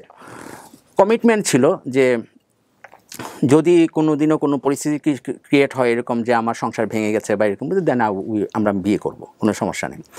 দেখেন ওর পিঠের মধ্যে আমি পাখা করে দিলাম, ও উঠতেছে, হ্যাঁ আমার কারণে উঠতেছে। আমি থাইল্যান্ডে গেলাম, ক্লায়েন্টের সাথে কথা বললাম টাকাটার ব্যাপারে। আমি তখন তাকে খুব মিস করি ঢাকায়। তখন আমি ঢাকায় আমার পার্টনারদেরকে ফোন দিয়ে, ওই যে HBM-এর ওদেরকে ফোন দিয়ে বললাম যে ওর একটা ভিসা করায় দাও, ওকে আসতে বললো থাইল্যান্ডে। এটির ব্যাপারটা সবাই জানে মোটামুটি। তো আমি তাকে বললাম, সে একা একা থাইল্যান্ডে ট্রাভেল করে চলে আসে। সবাই বলতে কি আপনার ফ্যামিলি তখন? না, আমার পার্টনাররা। ওকে, আমার 2টা পার্টনার। তো তারা ভিসা করায় দিল, সে চলে আসলো। থাইল্যান্ডের ব্যাংকে তখন আমার প্রায় 3-4 লাখ বাতের মতো ছিল, কারণ আমি কিন্তু টাকা পয়সাগুলো ল্যান্ডে ইনভেস্ট করে ফেলছিলাম। তো আর প্রতি মাসে কিন্তু অনেক টাকা খরচ, বুঝছেন, তখন খুব ল্যাভিশলি লাইফ লিড করতেছি। তো ওর চলে আসলো 3 দিনে। আমি তাকে নিয়ে ডায়মন্ড থেকে শুরু করে যা আছে শপিং আর কি, সব কিছু করে টরে 40,000 বাত আমার ব্যাংকের অ্যাকাউন্টে আছে। পুরো টাকাটা আমি তার পিছনে খরচ করে ফেললাম। যেদিন আমরা চলে আসবো তার আগের দিন রাত্রেবেলা, পরের দিন ফ্লাইট, আমাদের টিকিট তো যার যার মোবাইলে থাকে, তাই না? আগের দিন রাত্রেবেলা সে আমাকে বলল যে দেখেন আমি ব্যবসার কাজে এতটা ব্যস্ত ছিলাম যে আমি কিন্তু তাকে নিয়ে কোথাও ঘুরতে যাইনি, শুধু সেও কিন্তু একা একা শপিং করছে। বিজনেসের কাজে এত ব্যস্ত ছিলাম যে ফ্যামিলিকেও কিন্তু আমি টাইম দিতে পারি না। হ্যাঁ, এটাও একটা অনেক বড় নেগেটিভ পয়েন্ট আমার। তো সে আমাকে বলল যে পাতায়াতে আসলাম, ডিস্কো বারগুলোতে গেলাম না দেখতে। হ্যাঁ, আমার তো খুব শখ ছিল যাওয়ার। তখন আমি আমার অফিস থেকে একটা মেয়েকে কল করি, ভাইয়া এটা আমার লাইফের জীবনের সবচেয়ে সেরা ঘটনা। দুইটা সেরা ঘটনা, এটা হচ্ছে একটা। কল করি, কল করার পরে তাকে বলি কি যে তুমি তাকে নিয়ে একটু ডিস্কোগুলো ঘুরে নিয়ে আসো, ড্রিঙ্কস করলে। তাকে কিছু টাকাও দিয়ে বললাম যে মোবাইলটা খোলা রাখবা আর টাকাগুলো হাতে রাখবা, সাবধানে থাকবা, মোবাইলটা বন্ধ রাখবা না। কারণ আমি জানি থাইল্যান্ডের সিস্টেম কি, যে মোবাইলটা যদি ভ্যানিটি ব্যাগে রাখে তাহলে ডিস্কোর সাউন্ডে কিন্তু তখন তাকে ধরতে পারবো না। আমি তাকে বলছি মোবাইলটা হাতে রাখবা। চলে গেল, 12টা পর্যন্ত ওয়েট করছি। ওয়েট করবার 12:30টার দিকে আমি তাকে একটা কল দিচ্ছি। কল দেওয়ার পরে দেখি মোবাইলটা বন্ধ। পরে আমি আমার অফিসের মেয়েটাকে ফোন দিছি, তারটা মোবাইল বন্ধ। 1টা, 1:30, 2টা, আর এটা আধা ঘন্টা পর কল দিচ্ছি, মোবাইল বন্ধ। 4:30টার দিকে সে দরজা নক করছে, ভোর 4:30টায় দরজা নক করে সে দরজায় ঢুকেই বলতেছে যে আমি খেতে চাই না, আমাকে খাওয়াই দিয়েছে। মানে ও প্রচণ্ড ড্রাঙ্কস আর কি সে। পরে আমি তাকে কোলে করে নিয়ে খাটের মধ্যে শোয়াইলাম। শোয়ানো অবস্থার মধ্যে তখন দেখেন আমি এই যে 12টা থেকে 4টা পর্যন্ত এই যে 4টা ঘন্টায় আমার টেনশনটা কোথায় উঠে। পাতায়া সিটিটা আমি খুব ভালোভাবে চিনি, কিন্তু আর আমি একটা মেয়েকে আফটারঅল তার সাথে আমার রিলেশনশিপ ইলিগাল হোক আর যাই হোক, কিন্তু আমি একটা মেয়েকে বাংলাদেশ থেকে নিয়ে আসছি, তাকে তো বুঝিয়ে দিতে হবে। আবার তার মা আছে, তার এই মেয়েটা গেল কোথায়। এই যে হাইপার টেনশনটা হয়, এবং আমার টাকার একটা সমস্যা, $65,000, আমার হঠাৎ করে বুকে একটু ব্যথা হয়। তা আমি ওকে বললাম যে আমার বুকে ব্যথা করছে। সে ড্রাঙ্কস অবস্থায় বলে যে আমার বুকে চলে আসো। তা আমি তার বুকের মধ্যে গিয়ে কোনো লাভ হয় নাই আমার। আমি বারান্দায় গেলাম, বারান্দায় গিয়ে দেখলাম যে ব্যথাটা আমার কাছে খুব অপরিচিত মনে হয়েছে। আমি কি মনে করে জানি 15-20 মিনিট পরে আমি ব্যাংকক হসপিটালে ফোন দিই। ফোন দেওয়ার পরে বললাম যে আমার এরকম শ্বাস নিতে কষ্ট হচ্ছে বা এরকম কিছু, কিন্তু আমার কিন্তু আসলে শ্বাস নিতে কষ্ট হয় নাই তখন। এই হালকা ব্যথার জন্য কি বলবো তাকে, তার মধ্যে একটা অ্যাম্বুলেন্স পাঠাও। তো অ্যাম্বুলেন্স পাঠাইলো। 20 মিনিটের মধ্যে আমার ভিতরে কিছু চেঞ্জ চলে আসলো। আমি দেখলাম যে আমার বাম হাতটা অবশ হয়ে যাচ্ছে, বাম হাতটা অবশ হয়ে যাচ্ছে। আমি যখন লিফটটা টিপ দিতে যাই তখন দিয়ে আমার বাম হাত কাজ করতেছে না। তখন আমি ডান হাত দিয়ে লিফট টিপ দিয়ে নিচে আসি, আর ওকে কি করছি, ইন্টারলক করে দিছি। কারণ ওকে ডাকা আর না ডাকা এক কথা, ও তখন ড্রাঙ্ক, ওকে ডাকলে আরও সমস্যা হবে আমার। বরঞ্চ হাসপাতালে যাই, গিয়া দেখি কী অবস্থা হয়েছে। হাসপাতালে যাওয়া লাগে নাই, নিচে অ্যাম্বুলেন্স আসছে, সব কিছু ইকুইপমেন্ট রেডি করা ছিল অ্যাম্বুলেন্সের মধ্যে। ওরা আমাকে শোয়াইছে, শোয়াইয়া টেস্ট করে বলতে হয় যে mister we think you have a heart attack. আমি বললাম যে হোয়াট, মেজর ওর মাইনর? তো বলতে হয় যে mister we think it's major. তা আমি বুঝলাম না যে আমার মেজর হার্ট অ্যাটাক হওয়ার কারণ কি। তো কারণ তো হয়তো এইরকমই কিছু একটা হয়েছে। আমার মাথায় শুধু কাজ করতেছে আমার কাছে টাকা নেই, কারণ হার্ট অ্যাটাক মানেই তো লাখ টাকার কাহিনী, তাই না? তা আমার ব্যাংকে আছে 40,000 বাদ মাত্র। আর বাংলাদেশ থেকে কিন্তু তখন টাকা পাঠানো যায় না, বাংলাদেশ থেকে টাকা পাঠানো যায় না। আপনি বিদেশ থেকে বাংলাদেশে টাকা রিসিভ করতে পারবেন, কিন্তু বাংলাদেশে টাকা পাঠাইতে পারবেন না, কোনো ব্যাংকিং চ্যানেলেও সম্ভব না তখনকার সময়। এখন তো মনে হয় কিছুটা লিবারেল হয়েছে। যাই হোক, আমার তো টাকা নেই। খুব দ্রুত আমি হাসপাতালে গেলাম। যাওয়ার পরে ডাক্তাররা আমার সব কিছু টেস্ট করে দেখলো, বললো যে মিস্টার তুমি শোনো, মানুষের সেল কিন্তু 85% পর্যন্ত কিন্তু ব্লক হয়, 75%, কিন্তু তোমার আনফর্চুনেটলি একটা সেল 100% ব্লক হয়ে গেছে। সো তোমার 25 মিনিটসের মধ্যে সার্জারি শুরু করতে হবে। যদি তা না করো তাহলে তোমার মৃত্যু অনিবার্য। ঠিক আছে? আমি তাকে বলি শুধু আমার কাছে টাকা নেই। সে বলতে হয় যে আমরা কি তোমার কাছে টাকা চাইছি? মানে বাংলায় কনভারসেশনগুলো এরকম ছিল, দেখেন বাংলাদেশের হসপিটাল আর বিদেশের হসপিটাল, আমরা কি তোমার কাছে টাকা চাইছি? তাই আমি বললাম যে না, কিন্তু আমার কাছে টাকা নাই। বলছে তোমার কি টাকা দরকার না লাইফ দরকার? আমি বলছি আমার লাইফ দরকার, বাট আমার কাছে টাকা নেই। বারবার একই কথা বলছে। চুপ করে থাকো, অপারেশনে ঢুকো। একটা টাকা জামানত রাখলো না, একটা টাকা অ্যাডভান্স দিতে হয়নি। 8.5 ঘন্টার অপারেশন হলো আমার। ব্যাক করলাম দুপুর 12টার দিকে মনে হয়, হ্যাঁ 4টা 4:30 দিকে গেলাম, 12টা 12:30 দিকে ব্যাক করছি। তখন আমার রিং পরানো হলো, এবং এই মেয়েটার কারণেই কিন্তু হলো। আমি দুপুর আইসিইউতে আসলাম, আসার পরে আমার হঠাৎ করে মনে হলো যে আরে আমার গার্লফ্রেন্ড তো হোটেলে। হসপিটালকে দিয়ে ফোন দেওয়া হলাম, তখন এসে ঘুম। তারপরে দরজাতে এক্সট্রা লক করে ওই চাবি দিয়ে এক্সট্রা চাবির দরজা খুলে তাকে ভেতর থেকে ডেকে বলা হলো যে তোমার বয়ফ্রেন্ডের এই অবস্থা, তুমি তাড়াতাড়ি হাসপাতালে যাও। তো সে খুব দ্রুত হাসপাতালে চলে আসলো। সে একটা অন্তর্মুখী চরিত্রের মেয়ে ছিল। সমস্যা হচ্ছে যে সে মুখ ফুটে অনেক কিছু বলতো না আমাকে, এটা একটা তার ক্যারেক্টারের বৈশিষ্ট্য ছিল।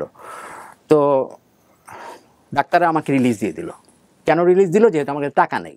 ডাক্তার বললো কি যে তুমি 3 সপ্তাহ ফ্লাই করতে পারবা না, কিন্তু আপনি মনে রাখবেন আমার কিন্তু পরের দিন ফ্লাইট, হ্যাঁ মানে ওই দিনই ফ্লাইট বিকেলবেলা ব্যাংকক এয়ারওয়েজে। তো তুমি ফ্লাই করতে পারবা না, 21 দিন তোমার থাকতে হবে এখানে। তুমি প্রতিদিন বিকালবেলা এসে আমাদেরকে হাজিরা দিয়ে যাবা, হ্যাঁ তুমি হোটেলে থাকো, কারণ হচ্ছে আমাদের এখানে থাকলে 40,000 বাত করে তোমার প্রতিদিন বিল আসবে। তোমার অলরেডি বিল হয়ে গেছে হচ্ছে 6,85,000 বাত। 6,85,000 বাত মানে বাংলা টাকায় 15 লাখ টাকা আমার বিল আসছে। অ্যাকাউন্টস থেকে মহিলাটা এসে জিজ্ঞেস করলো যে তোমার কাছে তো টাকা নেই না? আমি বললাম যে না। কত টাকা আছে? আমি বললাম 40,000 বাত আছে। কয় থেকে? এটাই দাও আর তুমি পাসপোর্টটা জমা রেখে দাও। কতদিনের মধ্যে দিতে পারবা টাকা? আমার তো ওই যে $65,000 কাহিনী আছে, আমি জানি যে টুমোরো তো পেয়েই যাবো আমি টাকাটা। আমি তাকে বললাম যে 1 সপ্তাহের মধ্যে টাকা দিয়ে দিব। দেখেন ওই মেয়েটা কিন্তু সামনে দাঁড়ায় আমার এই কাহিনীগুলো শুনছে যে আমার কাছে টাকা নাই, টাকা শর্ট, হ্যাঁ প্রবলেমে পড়ছি, পাসপোর্ট জমা রেখে দিছে। হ্যাঁ আমার গার্লফ্রেন্ড পাসপোর্ট জমা রেখে দিছে। তার মানে পাসপোর্ট কি আটকাইয়া দিছে? এমনও তো হতে পারে পাসপোর্ট যদি টাকা দিতে না পারে তাহলে তো সে ফ্লাই করতে পারবে না। হয়তো বা তার ভিতরে এরকম কোনো একটা কিছু কাজ করছিল, আই ডোন্ট নো। যখন ব্যাক করে চলে আসি তখন গাড়িটার ভিতরে ভাইয়া ওর একটা ফোন আসে ঢাকা থেকে। ফোনে কি কথা হয় না হয় জানি না, আমার অবস্থাটা আপনি চোখ বন্ধ করে কল্পনা করেন। আমি কিন্তু চোখ খুলতে পারতেছি না ব্যথায়, আমার কিন্তু সারা শরীর দুর্বল, আমার এখন ঘুম দরকার এই মুহূর্তে। ডাক্তার আমাকে হাই পাওয়ারের মেডিসিন দিছে, হ্যাঁ আমার মেজর হার্ট অ্যাটাকের অপারেশন হয়েছে। এই অবস্থার মধ্যে আমি যখন রুমে ফিরি, তাকে জিজ্ঞেস করলাম যে কে ফোন দিছে? বলছে যে না কিছু না, তেমন কিছু না। ও দেখলাম যে বলে না, বাট তার মুখটা স্যাড ছিল। তো আমি বুঝতে পারি নাই, আর আমার তখন তার সাথে তর্ক করার মতো কোনো রাস্তাও ছিল না। 2-4-5টা প্রশ্ন করলে হয়তো সে আমাকে সঠিক উত্তরটা দিত, ওইটা আমার ছিল না, আমার ক্যাপাবিলিটি। আমি রুমে আসলাম ভাইয়া, রুমে এসে আমি ঘুমায় গেলাম। 45 মিনিট পর হয়তো আমার 45 মিনিটের মধ্যে ঘুম হয়েছে। ঘুম থেকে উঠার পরে দেখি মেয়েটা নাই। এদিকে তাকায় দেখি তার লাগেজ নাই। তখন আমি তাকে ব্যাংকক, আমি বুঝলাম যে সে মনে হয় চলে যাচ্ছে। আমি এয়ারপোর্টে তাকে ফোন দিলাম। ফোন দেওয়ার পরে তার সাথে আমার কিছু কনভারসেশন হয়, আমি শেয়ার করি আপনার সাথে। কী ব্যাপার, তুমি কোথায় যাচ্ছ? বলতে যে আমি বাংলাদেশে চলে যাচ্ছি। কেন? ওরে আমার 50,000 টাকা কালকে জমা দিতে হবে মালয়েশিয়া যাওয়ার জন্য। তাহলে তো তো কি তো কি তুমি আমাকে এইভাবে ফালাই রেখে চলে যাবা? হ্যাঁ তাও মানে মাত্র অপারেশন হয়েছে একটা মানুষের, হ্যাঁ বলতে যে আবার ঘুমের মধ্যে। তো সে আমাকে চমৎকার একটা উত্তর দিছে যে তোমাকে যদি আমি বইলা যেতাম তাহলে তুমি কি আমায় যাইতে দিতা? খুব অকাট্য যুক্তি। আমি বললাম যে ঠিক আছে, বাট 50,000 টাকা লাগবে সেটা তুমি আমাকেই তো বলতে পারতা। কয় তোমার কাছে কি টাকা আছে? তুমি তো হাসপাতালে বিল দিতে পারতেছো না। আমি বললাম যে পৃথিবীতে এত বড় বোকা মেয়ে আমি দেখি নাই। টাকা তো আমার এইখানে নাই, কিন্তু টাকা তো বাংলাদেশে আছে। তুমি এটা তোমার মাথায় কাজ করে নাই যে বাংলাদেশ থেকে আমি তোমাকে নিয়ে আসতে পারলাম এই জায়গাটার মধ্যে, বাংলাদেশে আমার অ্যাকাউন্টে টাকা আছে কিনা আছে তোমার এতটুকু ধারণা নেই? তুমি আমাকে বলতা, বলে যে তোমাকে আমি এই মুহূর্তে ডিস্টার্ব করতে চাইনি। দেখেন সে আমাকে ডিস্টার্ব করতে চায় না বলে চলে যাচ্ছে। আমি স্পিচলেস। আমি শুধু তাকে লাস্টে একটা কথা বললাম যে রাস্তার কুকুর আছে না, কুকুর যদি কোনো মানুষকে বুকে হাত দিয়ে বসে থাকতে দেখে তাহলে সে গন্ধ শুকে নিয়ে চেষ্টা করে তাকে হাসপাতালে নিয়ে যাওয়ার জন্য। ভাগ্য বলো আল্লাহর অশেষ রহমত যে তুমি কুকুর না, তুমি মানুষ, এবং মানুষের পক্ষে এটা সম্ভব, কোনো পশু পাখির পক্ষে এটা সম্ভব না। ঠিক আছে যাও, পরবর্তী দেখা হবে। 3 সপ্তাহ পরে আমি ব্যাক করলাম বাংলাদেশে। এই 3 সপ্তাহের মধ্যে আমার ভিতরে কিছু প্রতিক্রিয়া হলো, আমি মেন্টালি ট্রমায় চলে গেলাম। আমার এটা ব্রেনটা কতটুকু হিট করছে, এখানের যারা দর্শক আছে যারা শুনতেছে আমার গল্পটা, আপনি কিবরিয়া ভাই আপনারা কেউ এটা ফিল করতে পারবেন না। যদি ফ্যামিলি তখন জানে যে আপনার এইরকম একটা এক্সট্রা ফ্যামিলি, তো আমি ফ্যামিলিকে পরের দিন জানাইছি আমার স্ট্রোক হয়েছে, আমার হার্ট অ্যাটাক হয়েছে। এই মেয়েটার সাথে এক্সট্রা না কিচ্ছু জানেন না, হয়তো হালকা পাতলা জানতেও পারে, বাট আমাকে কোনোদিন এগুলো নিয়ে চার্জ করে নাই। আর থাইল্যান্ডে যে একটা মানুষ ছিল ওইখানে, ওইটা কিন্তু আজকে পর্যন্ত কেউ জানে না, ফ্যামিলি তো নাই। আমি ট্রমায় চলে যাই। আমার মানসিক অবস্থাটা এমন ছিল যে আমি একটা মানুষকে হাতের তালুতে করে নিয়ে বড় করলাম, মানুষ করলাম, পড়াশোনা করাইলাম, হ্যাঁ, আর সে আমাকে কেমনে ফালাইয়া চলে আসে। So very learning story. আজকে হয়তো অনেকেই চিন্তা করবেন যে ওনার সামাজিক অবস্থাটা কী হবে গল্পের প্রেক্ষাপটে। ডেফিনেটলি, বিকজ বাংলাদেশের সামাজিক প্রেক্ষাপটে এই বিষয়গুলো নিয়ে মানুষকে আঙ্গুল তোলা খুব সহজ, আর যদি কেউ অকপটে এগুলো স্বীকার করে তাহলে তার লাইফ কালার করে দেওয়াটা অনেক সহজ। কিন্তু যারা শিক্ষণীয় কিছু নিতে চান এই গল্পটা থেকে, যে আমাদের সমাজে এরকম অনেক বড় বড় ধনকুবের আছেন যারা মাঝে মাঝে ধরা পড়লে তাদের গার্লফ্রেন্ডের অ্যাকাউন্টের খোঁজ খবর নিলেও দেখা যায় যে প্রচুর অর্থের মালিক, তারা কিছুটা হলেও শিক্ষা আজকের এই গল্প থেকে নিতে পারেন। সো কি হলো ভাই তারপরে? 3 সপ্তাহ পরে যখন আমি ব্যাক করি ঢাকায়, তখন আমি মেন্টালি ট্রমাতে ছিলাম এবং আমি ডিসিশন নিয়ে নিলাম যে আমি সুইসাইড করব।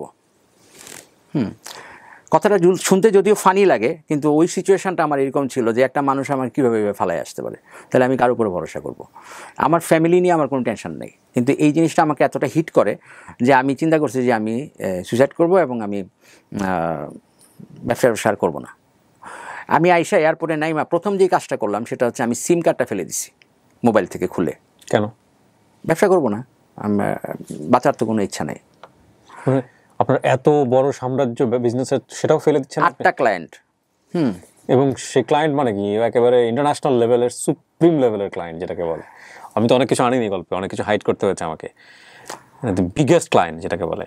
হ্যাঁ, এখন এই পরবর্তী আরও একটা বছর 2017 থেকে 2018 এই 1 বছরে আমি যে কাজগুলো করছি এগুলোর কোনো যুক্তি নেই, কোনো লজিক নেই।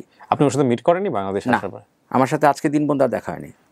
ঘটনাটা ঘটেছে কত সালে? 2017-তে। 17-তে আমি স্ট্রোক করি, হার্ট অ্যাটাক করি। ওকে।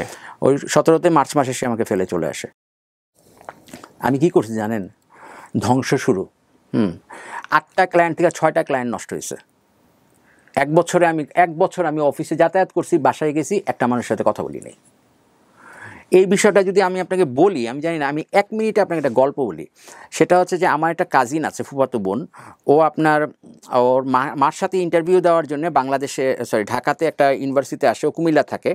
ঢাকা ইউনিভার্সিটিতে আসার পরে ওই সময় এই ঘটনাটা ঘটেছিল যে লিফটের তার ছিঁড়ে কিছু মানুষের মৃত্যু হয়েছিল। ওই সময় খুব বড় একটা দুর্ঘটনা হয়েছিল। ওইখানে আমার ফুপুটার মারা যান। ফুফাতো বোন মারা যান, ফুফাতো ভাইয়ের বউ আর ফুফাতো ভাইয়ের মেয়ে আর মা একসাথে ছিল আর কি, ওখানে মারা যান লিফটের তার ছিঁড়ে। মেয়েটা তখন নিচে দাঁড়ানো ছিল। ওই অবস্থার মধ্যে সে লিফটটা খোলার পরে দেখলো তার মা মারা গেছে। এই ঘটনাটা তার ভিতরে কি স্ট্রাইক করছে জানি না, কিন্তু একটা পর্যায়ে গিয়ে তার ব্রেনটা ড্যামেজ হয়ে যায়, নষ্ট হয়ে যায়, এবং সে বারবার শুধু বিড়বিড় করে একটা কথা বলতে থাকে যে আমার কারণে আমার মা মারা গেছে। মানে তার রেজাল্ট শিট আনার জন্য উপরে গেছিলো।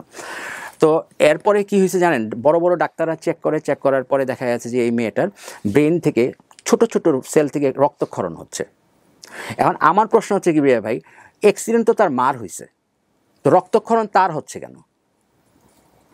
এই মেয়েটা আজকের দিন পর্যন্ত জীবিত আছে, বাট ক্লিনিক্যালি ডেড। কুমিল্লাতে থাকে, 24 ঘন্টা একটা নার্সের আন্ডারে থাকে। ও শুধু তাকায় থাকে, কিছু বলতে পারে না এখনও এই অবস্থাতে। আমি মাঝে মাঝে যাই তাকে দেখতে, কারণ আমার লাইফটা এরকম। এখন আশা করি বুঝতে পারছেন যে আমার সিচুয়েশনটা কী হয়েছিল। ঠিক ওই ঘটনাটা ঘটছিল।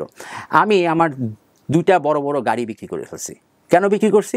গাড়ি বিক্রি করে টাকাগুলো বউয়ের হাতে উঠে দিছি। আমি আবার যাতে করে সে টাকা নিয়ে কোনো টেনশন না করে। না, এমনি বউয়ের কাছে টাকা আছে প্রচুর, এমনি আমার বাঁচতে ইচ্ছা করে না।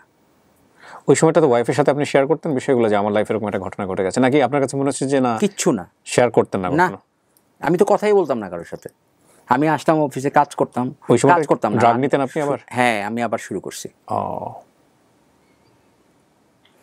একদিকে রিং বসানো, একদিকে আবার 1 বছর পরে, 7-8 মাস পরে মনে হয় শুরু করছি, কারণ একাকিত্বটা এত বেশি হয়ে গেছিল। আর কোনো কি নিতেন আপনি তখন ইয়াবা নিতাম। এই ইয়াবাতে শুরু। এবং আমি ফিল করতে পারি যে আজকের জেনারেশনের জন্য একটা মেসেজ দিই, সেটা হচ্ছে যে ইয়াবা হেরোইনের চেয়ে তো খারাপ। অনেকেই হয়তো বিশ্বাস করবে না। আপনি তো সবই ট্রাই করেছেন। হ্যাঁ, সব। আমি কোকেন নিয়েছি, আমি বাইরে অনেক আরও আজে বাজে ড্রাগ নিয়েছি, আমি আইস নিয়েছি, তারপর হচ্ছে আমি স্ন্যাক বাইট নিয়েছি। হ্যাঁ, স্ন্যাক বাইট বলতে? স্ন্যাক বাইট একটা খুব ডেঞ্জারাস ড্রাগস আছে। আসলে স্ন্যাক বাইট? হ্যাঁ, এটা স্ন্যাক বাইট। এটা আপনাকে 3 দিন 4 দিন পর্যন্ত অচেতন করে রাখে। আপনি 3 দিন 4 দিনের মধ্যে ঘুরবেন, কিন্তু আপনি কোনো টের পাবেন না, এরকম। মানে খুব সিরিয়াস একটা ড্রাগস এটা আপনার থাইল্যান্ডের অনেক ঘন জঙ্গলের ভেতরে পাওয়া যায়। এই LSD নিয়েছি, সব কিছুই নিয়েছি। শয়তানের নিঃশ্বাস যেটাকে বলে, LSD। একটা কথায় বলে যে হেরোইন হচ্ছে পৃথিবীতে সবচেয়ে মাদার ড্রাগস। আর তো আমি ইয়াবার ক্ষেত্রে বলতে পারি যে ইয়াবাটা এত নর্মাল একটা জিনিস, হ্যাঁ, মানুষ হরদম খাচ্ছে। এবং কিন্তু আমি বলতে পারি যে আমি এখন বর্তমানে বলতে পারি যে ইয়াবাটা কিন্তু হেরোইনের চেয়ে তো খারাপ। আমি এটা তার জলজ্জন্ত উদাহরণ। যদিও আমি হেরোইন কোনোদিনও টাচ করিনি, আর আজকে দিন পর্যন্ত টাচ করিনি। ইয়াবাতে দেখলাম যে আমি ছাড়তে চেষ্টা করছি, আমি পারিনি। এবং এইটা আপনাকে কোনো প্রবলেম ক্রিয়েট করে না, কিন্তু তারপর এটাকে টানে আপনাকে। এইটা তো খুব খারাপ জিনিস, প্রচণ্ড খারাপ। হেরোইন কিন্তু প্রবলেম ক্রিয়েট করে, আপনার বডি কিন্তু বাঁকা হয়ে যাবে এরকমভাবে, হ্যাঁ শুকায় ফেলে। হ্যাঁ শুকায় ফেলে। কিন্তু ইয়াবা কিন্তু এটা করে না। ইয়াবা আপনার ব্রেইনের সেলগুলোকে কিছু মেসেজ দেয় বারবার এবং উত্তেজিত করে ফেলে, আপনি ধ্বংসাত্মক টেন্ডেন্সি চলে আসে এবং সেক্সুয়াল বিষয়গুলো খুব ভালো লাগে। এই সে অনেকে বলে যে এটা বাড়ায় দেয়, এটা যদিও আমি ভুল, মিথ্যা বলি আমি, এটা বাড়ায় না কখনো। এটা বরঞ্চ আপনার ওই ভবিষ্যতের সঞ্চয় থেকে কিছু শক্তিকে বর্তমানে নিয়ে এসে আপনাকে বাড়ায় দেয়, বুস্ট করে, পরবর্তীতে আপনি আলটিমেটলি টাইম ফ্রেমের আগেই শেষ হয়ে যাবে। এক্স্যাক্টলি। ফক্স আমার সাথে আমাকে ঠিকমতো পায় না, আমার সাথে বসে 2018-তে এবং অফিসটা বন্ধ করে দেয়। এই আমার ধ্বংস শুরু। আবার HBM-এর কাস্টমারগুলো হারায় ফেলি। ব্যাংকে যেই টাকা ছিল সেই টাকাগুলো বসে খেলে রাজার ধন ফুরায়, তাই না? ওই মেয়েটার পিছনে আমার কয়েক কোটি টাকা খরচ হয়। তখন কিন্তু আমরা মিরপুরের ফ্ল্যাটে উঠে গেছি অলরেডি। আমরা 3টা ফ্ল্যাট পাই ওখানে। আমার যত সম্পত্তি আছে না, এই সম্পত্তিগুলো নিজের অজান্তে কেন জানেন? কারণ আমি বাইরে থেকে আসতাম, আমি এগুলো দেখতাম না কখনো। আমি এগুলো শুধু সাইন করতাম, দলিলের মধ্যে সাইন করতাম। আমার শালা সাইন করে দিত আমাকে দিয়ে, আমার ওয়াইফ সাইন করতো, সব আমার ওয়াইফ দেখাশোনা করতো। তাহলে আমার ওয়াইফের প্রতি কৃতজ্ঞতা থাকা উচিত না? অবশ্যই উচিত। তো সেই হিসাবে আমি এগুলো নিয়ে চিন্তা করতাম না। কিন্তু একটা পর্যায়ে গিয়ে দেখলাম যে এগুলো সব হচ্ছে আমার ওয়াইফের নামে। একটা ছেলের নামে ফ্ল্যাট, একটা মেয়ের নামে আর একটা বউয়ের নামে। প্রপার্টিজ যা আছে এগুলো সব বউয়ের নামে। 2019 সালে এপ্রিলের দিকে আমার সাথে অনলাইনের মাধ্যমে একটা মেয়ের সাথে পরিচয় হয়। 2 বছর কিন্তু মাঝখানে গ্যাপ ছিল, 17 থেকে 19 পর্যন্ত। এই তো আমি ড্রাগস লাইনে চলে আসি। আর তখন মনে করেন যে এই মেয়েটার সাথে পরিচয় হওয়ার পরে, এই মেয়েটার বাসা হচ্ছে কালশিতে এবং এই মেয়েটা তার ছোটো বোন সহ একসাথে থাকে। তার ছোটো বোন হচ্ছে বাংলাদেশের মধ্যে খুব ফেমাস একটা বাইকার। ওর খুব ভালো পেজ আছে, ভালো ফলোয়ার আছে, টিকটক করে এই সেই। তো ওদের দুজনের সাথে আমার পরিচয় হয় এবং পরবর্তীতে ওর সাথে, বড়টার সাথে আমার রিলেশন হয়। এদের সাথে রিলেশনশিপটার পিছনে কাজ করছে ড্রাগস। ওরাও ড্রাগ নিত? ওরা ড্রাগস আমার মতো এত বেশি নিত না, কিন্তু আমাকে ইন্সপায়ার করতো, হ্যাঁ, বা সঙ্গ দিত, মাইন্ড করতো না আর কি, মানে নিষেধ করতো না। তো এটা আমার জন্য অনেক বড় পাওয়া না। এই তখন কিন্তু আমাদের ফক্সের অফিস বন্ধ হয়ে গেছে। 2019 সাল করোনা চলে আসছে। করোনাতে যখন মানুষের অবস্থা খুব খারাপ, তখন আমার অবস্থা পোয়াবারো, আমার অবস্থা ফাটাফাটি। আমি তখন এই কামের মধ্যে ঢুকে গেলাম। এই দুজনকে নিয়ে আমি, তার খুব শখ হচ্ছে ডুপ্লেক্স বাড়িতে থাকার। আমি 48,000 টাকা ভাড়া দিয়ে একটা ডুপ্লেক্স বাড়ি নিলাম এই দুজনকে সাথে নিয়ে। জি। তো আমার ফ্যামিলি আমাকে বলল যে বাসায় আসার দরকার নেই, কারণ বাচ্চারা আছে, সমস্যা হবে, যেহেতু করোনা, অফিসে থাকো। অফিস তো আমি ছেড়ে দিছি। জানেও না? ওই অফিসটারে বাসা বানাইছি। ডুপ্লেক্স বাড়ি ছিল ওইটা আমার। আমি ওই বাড়িতে 21 বছর, একটাই বাড়ি নিকুঞ্জতে। আমার কোম্পানির রেপুটেশনটা কতটুকু সিরিয়াস ছিল চিন্তা করেন। আমি 21 বছর একটা বিল্ডিংয়ে ছিলাম। শেষে এসে এর সাথে পরিচয় হওয়ার পরে তার যখন ডুপ্লেক্সে থাকার শখ, যেহেতু আমার অফিসের মধ্যে লোকজন নাই, এই অফিসটা আমি খামাখা বসায় ভাড়া দিচ্ছি শুধু রেপুটেশনের কারণে। কাস্টমার তো নাই। তো ব্যাংকে কিছু টাকা আছে থাইল্যান্ডে, তখনও ভালোই টাকা ছিল। একটা পর্যায়ে গিয়ে আমি যখন শ্যামায়তপুরে আমার একটা জমি ছিল, ওইটা বিক্রি করার সময় জানতে পারি যে এই যে ওয়াইফের নামে যে জিনিসগুলো ছিল, যাই হোক ওখানে এটা বিক্রি করি। ওর বাবার সাথে আমার পরিচয় হয় এই মেয়েটার। ময়মনসিংহ বাড়ি, 5 বোন 1 ভাই, এবং ওরা ওই ভদ্রলোক কিছুই করে না, মানে সরকারি টিচার আর কি, রিটায়ার্ড। তো ওনাকে আমি বলি যে আপনি ব্যবসা করেন কিছু একটা, আমি আপনাকে ক্যাপিটাল দিব, ব্যবসা করেন, আমি আপনাকে হেল্প করব, আপনি যাতে মান্থলি আপনার ফ্যামিলিতে সার্ভাইভ করার জন্য কিছু টাকা যেটা দরকার সেটা যদি আপনি ম্যানেজ করতে হয় তাহলে কেমন টাকা লাগবে। তো উনি আমাকে একটা 40 লাখ টাকার একটা বাজেট দেয়। 40 লাখ টাকার বাজেট দিয়ে বলে যে যদি আমি সবজি আনি এরকম ট্রাকে করে, তাহলে সেক্ষেত্রে আমি মাসে 50,000 টাকা হয়তো আমি আমার ফ্যামিলিকে আর্ন করতে পারবো। যদি এটা আমার কাছে ফানি মনে হয়েছে, 40 লাখ টাকা ইনভেস্ট করলে 50,000 টাকা কেন আসবে, 40 টাকা ইনভেস্ট করলে 2 লাখ টাকা আসার কথা হিসাবে। যাই হোক, আমার এগুলো দেখার বিষয় না। আমি তখন 20 লাখ টাকা একবারে আর 20 লাখ টাকা ও জমি বিক্রি করে টাকাটা দেই। আর গাজীপুরে আমার যে বাড়ি, আমার বাবা মা মারা গেছেন, আমার ছোট ভাইটা 4 নাম্বার ভাইটা আপনার টাকা দরকার তার, এই কারণে আমি গাজীপুরের বাড়িটা বিক্রি করে দিই। ওই গাজীপুরে বাড়ি বিক্রি থেকে আমি 35 লাখ টাকা পাই। এই 35 লাখ টাকা থেকে 20 লাখ টাকা আমি মেয়েটারে দিই, আর ওই জমি বিক্রির থেকে টাকা কিছু পাই, আর ক্যাশ কিছু টাকা ছিল, এই নিয়ে আসলে আমি তার বাবারে 40 লাখ টাকা দিই। 40 লাখ টাকা দেওয়ার পরে তার বাবার সাথে আমি কোনো ডকুমেন্ট করি নেই, আমি চলে যাই বাইরে। তখন আমি আবার থাইল্যান্ডের ফ্লাইট চালু হয়েছে, তো আমার থাইল্যান্ডে যাই, কারণ থাইল্যান্ডে আমার তো 2টা ফ্ল্যাট আছে, ওখানে আমার কিছু টাকা পয়সা আছে, অ্যাকাউন্টস আছে, আর আমি কিন্তু টাকা ভাঙ্গা খাইতেছি। বুঝতে পারতেছেন আপনি? কত সাল থেকে? 16 সাল থেকে, 17 সাল থেকে। এবং তারা খুব উচ্চাভিলাষী ছিল এবং খুবই এক্সট্রাঅর্ডিনারি লাইফ লিড করতো। আপনি, আমার একটা প্রশ্ন, আমি তো তখন ধরে চুপ করে শুনছি, আপনি বুঝতেন না যে আপনি ধ্বংস করছেন নিজেকে? হার্ট অ্যাটাকের সময় যখন এই ঘটনাটা ঘটে, তারপর থেকে আমার লাইফের উপরে কোনো ইন্টারেস্ট ছিল না, এবং এখনও নাই আমার ইন্টারেস্ট। আমি ইন্টারেস্ট হারিয়ে ফেলেছি টোটালি। ওইটা আমার মেন্টাল ট্রমাতে নিয়ে গেল। তা আমি আমার বুঝার কি আছে এখানে? 2017 সালে তো বুঝার জন্যে আবার গিয়ে ড্রাগসে ঢুকলাম। আপনি কি বুঝতেছেন বিষয়টা? আমি ফাইন্ডিংস করার চেষ্টা করছি যে আমি বটম লাইন কি টানবো, মানে লাইক যদি আমি আপনাকেও কোনোভাবে সমর্থন করার চেষ্টা করি আজকের স্টোরিতে, তাহলে আমি কোন দিক থেকে সমর্থন? না, আপনি আমাকে সমর্থন করতে পারবেন না, এবং আমি এখানে সমর্থন পাওয়ার জন্য আসি নাই। আমি একটা ফেলিওর গাই। আমি আমার সফলতার স্টোরি শেয়ার করতে আসি নাই, আমি আমার ব্যর্থতার স্টোরি শেয়ার।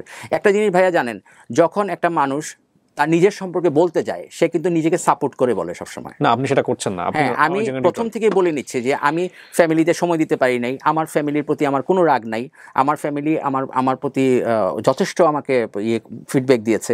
এই মেয়েটার ক্ষেত্রে আমার গিয়ে আসলে ওই কষ্টটা হয়েছে, দুঃখটা হয়েছে, কিন্তু আমি এগুলোকে অত বেশি সিরিয়াসলি নেই কোনোদিনও। আর আমার ভিতরে একটা প্রবলেম ছিল, আমার অ্যাটিটিউড প্রবলেম ছিল।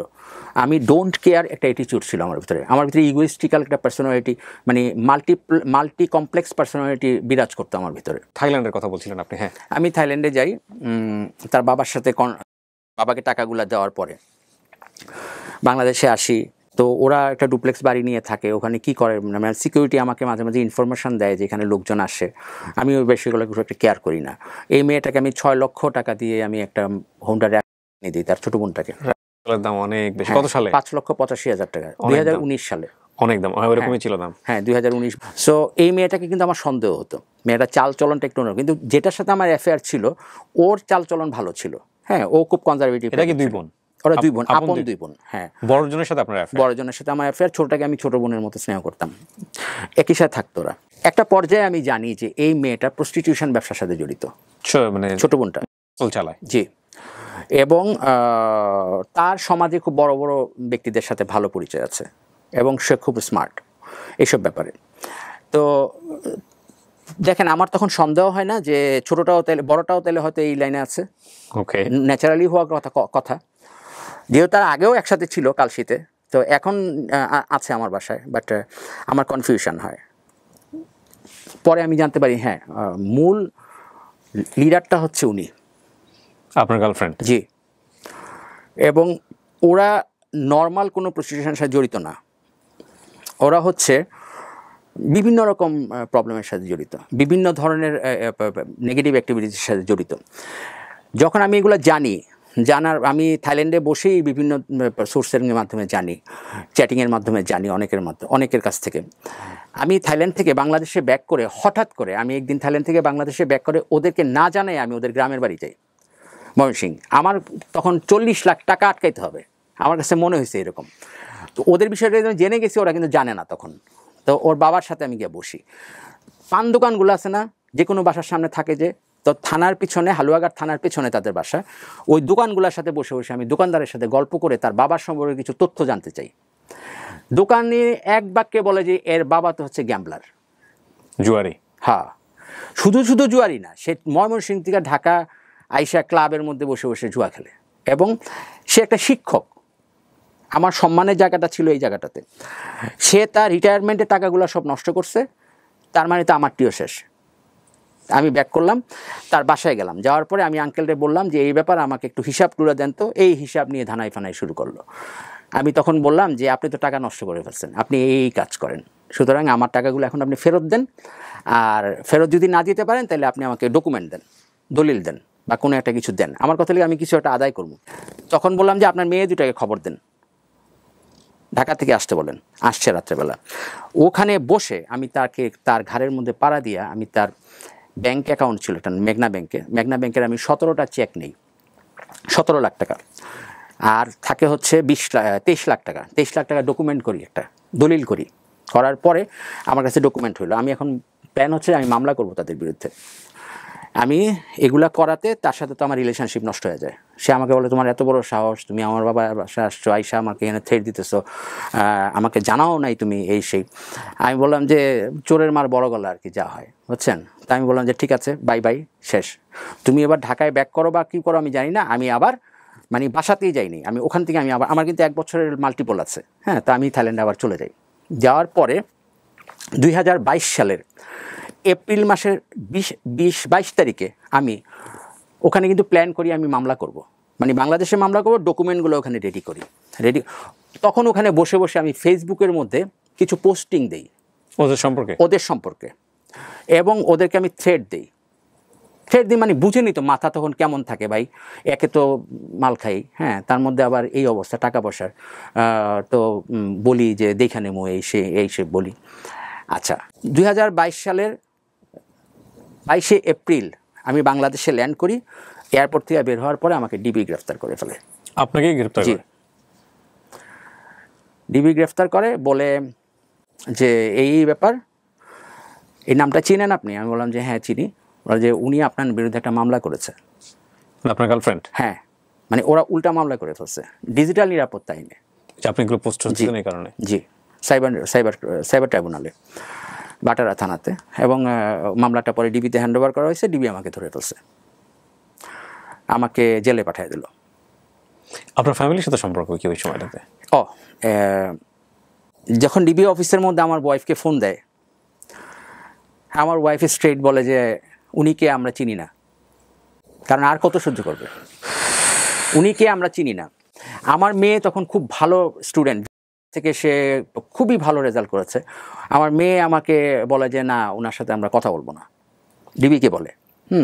ডিবিরা তারা রিকোয়েস্ট করে যে আপনারা একটু আসেন, এসে একটু কথা বলেন ওনার সাথে। বলে যে না, আমরা আসবো না। এবং উনি যাই হয়েছে বলছে যে ও ডিবি তো ইনফর্ম করে দিছে আমার ওয়াইফকে, সব কিছু বলে দিছে সব কিছু। ডিবি চাইছিল কি যে আমার ওয়াইফকে ডাইকাই না, যদি একটা নেগোসিয়েশন করা যায় বা কিছু একটা করা যায়, কিন্তু আমার ওয়াইফ আর বাচ্চারা আমার সাথে আসা নেই আর ফেরত। তো আমি তখন চরম আবার ইরিটেটেড, চরম। ডিবি অফিসে গিয়েছি, ওইটাই আমার ফিলিংস নাই, বুঝছেন। পরে আমাকে জেলে পাঠিয়ে দিল। 26শে এপ্রিল আমি কেন্দ্রীয় কারাগারে যাই, কেরানীগঞ্জে। এবং ওখানে যাওয়ার পরে ভাই আমার সবচেয়ে বড় প্রবলেম হয় যেটা, সেটা হচ্ছে যে আমি আর কারো সাপোর্ট পাই না। কত সালে এটা? 2022 সালে, 2 বছর আগের কাহিনীতে চলে আসলাম আমরা। আমি আর কারো সাপোর্ট পাই না। আর আপনি জানেন কি না জানি না, জেলের মধ্যে যদি কেউ কখনো ঢুকে, সেটা ছোট চুরির মামলা নিয়ে হোক আর যে মামলা নিয়ে হোক, আপনার যদি বাইরে যদি লোক না থাকে, তাহলে কিন্তু আপনি আর বেরোতে পারবেন না। সরকারি উকিলের মাধ্যমেও হলেও আপনারা ট্রাই করে বের করতে হবে, কিন্তু আপনি কিন্তু বেরোতে পারবেন না।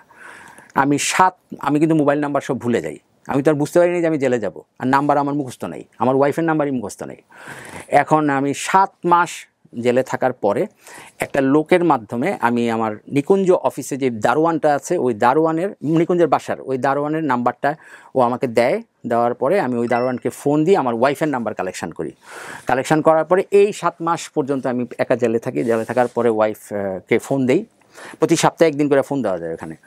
ফোন দেওয়ার পরে আমার ওয়াইফকে রিকোয়েস্ট করা শুরু করি। বিশ্বাস করবেন না, আমি শুধু তাকে একটা কথাই বলি যে আমি তোমার পরিবার, আমার তো কেউ নাই বাইরে, তোমরা যদি আমাকে হেল্প না করো তাহলে আমি কীভাবে বেরোবো। হ্যাঁ, আমি জানি আমার অনেক বড় অন্যায় হয়েছে, কিন্তু দেখো একটা পরিবারের মধ্যে একটা সদস্য যদি তাকে পুলিশে ধরে নিয়ে যায়, তাহলে ওই পরিবারের লোকদের প্রথম দায়িত্ব হচ্ছে তাকে ছুটানোর পরে ভাই আপনি তাকে মারেন, কাটেন, যা কিছুই করেন সেটা আপনি পরে করেন, কিন্তু এখন তুমি ছাড়া তো আমার কেউ নাই। আমি আমার পার্টনারদেরকে ফোন দেওয়ার চেষ্টা করি, আমার দারোয়ান আমাকে বলতে হয় যে স্যার আপনাকে ওনারা নাম্বার দিতে না করছে। কারণ হচ্ছে যে সবাই আমার উপরে বিল্লা হয়ে আছে। এই যে রিলেশনশিপটার কারণে কত বড় একটা অপবিত্র কাজ করেছি, যে একটা অফিসকে আমি বাসা বানায় ফেলছি। আমি ধর্মীয় দৃষ্টিকোণ থেকে এটা কত বড় একটা অপবিত্র কাজ করেছি, কত বড় পাপ করেছি আমি। পরে কিন্তু না, তারা রাজি হয় না। আমার কোনো উকিল নিয়োগ দেওয়ার মতো কেউ ছিল না। আমি পরে ওখানেই থাকলাম। এক পর্যায়ে মামলাটা দুইটা ভাগ হয়ে যায়, একটা পর্নোগ্রাফিতে চলে যায় কারণ আমি ছবি পোস্ট দিয়েছিলাম ওনার সাথে। হ্যাঁ, ওর সাথে আদার্স কিছু লোকের ছবি ছিল আমার কাছে, তাই একটা ইউরোপীয় আমেরিকান ক্লায়েন্টের ছবি ছিল, ক্লায়েন্ট বলতে ওই ক্লায়েন্ট আর কি। তো ওই জন্য মামলাটা চলে যায় হচ্ছে পর্নোগ্রাফিতে অর্ধেক, আর অর্ধেক হচ্ছে সাইবার টেরর। মানে মামলাটা ক্রিটিক্যাল পর্যায়ে, আমি কোনো সরকারি উকিলের হেল্প পাই না, ওনারা বলছে যে আমরা এই ধরনের মামলা নিতে পারবো না, এগুলোতে আপনার জামিন হবে না আপনার।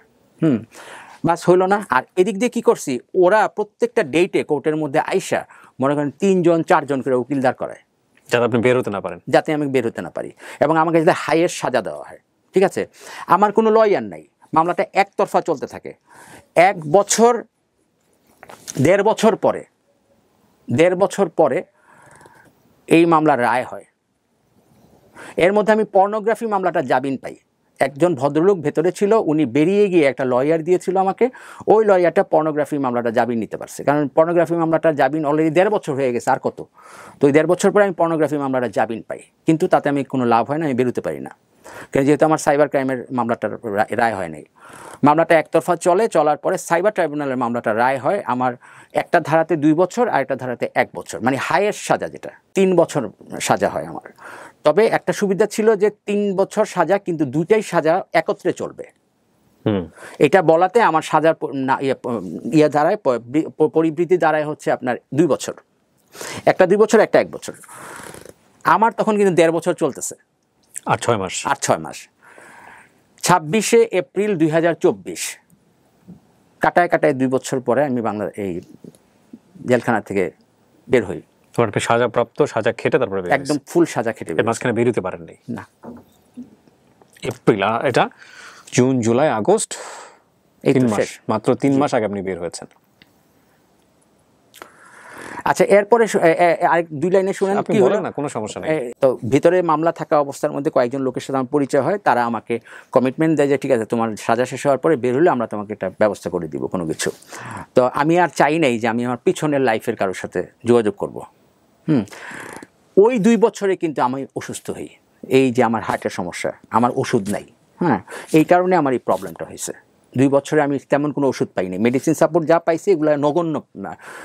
এখন ধরেন আমি একটু হাঁটতে গেলেই কিন্তু আমার প্রবলেম হয়, তো যে কোনো সময় ডাক্তার কিন্তু বলছে ইমিডিয়েটলি আমার রিংটা হয়তো চেঞ্জ করার জন্য বা এনজিওগ্রাম করানোর জন্য। ওগুলো ফাইন্যান্সিয়ালি প্রবলেমের কারণে কিন্তু আমার কিন্তু এখন কিচ্ছু নাই, থাইল্যান্ডে যাওয়ার মতো টাকা নেই আমার কাছে এই মুহূর্তে।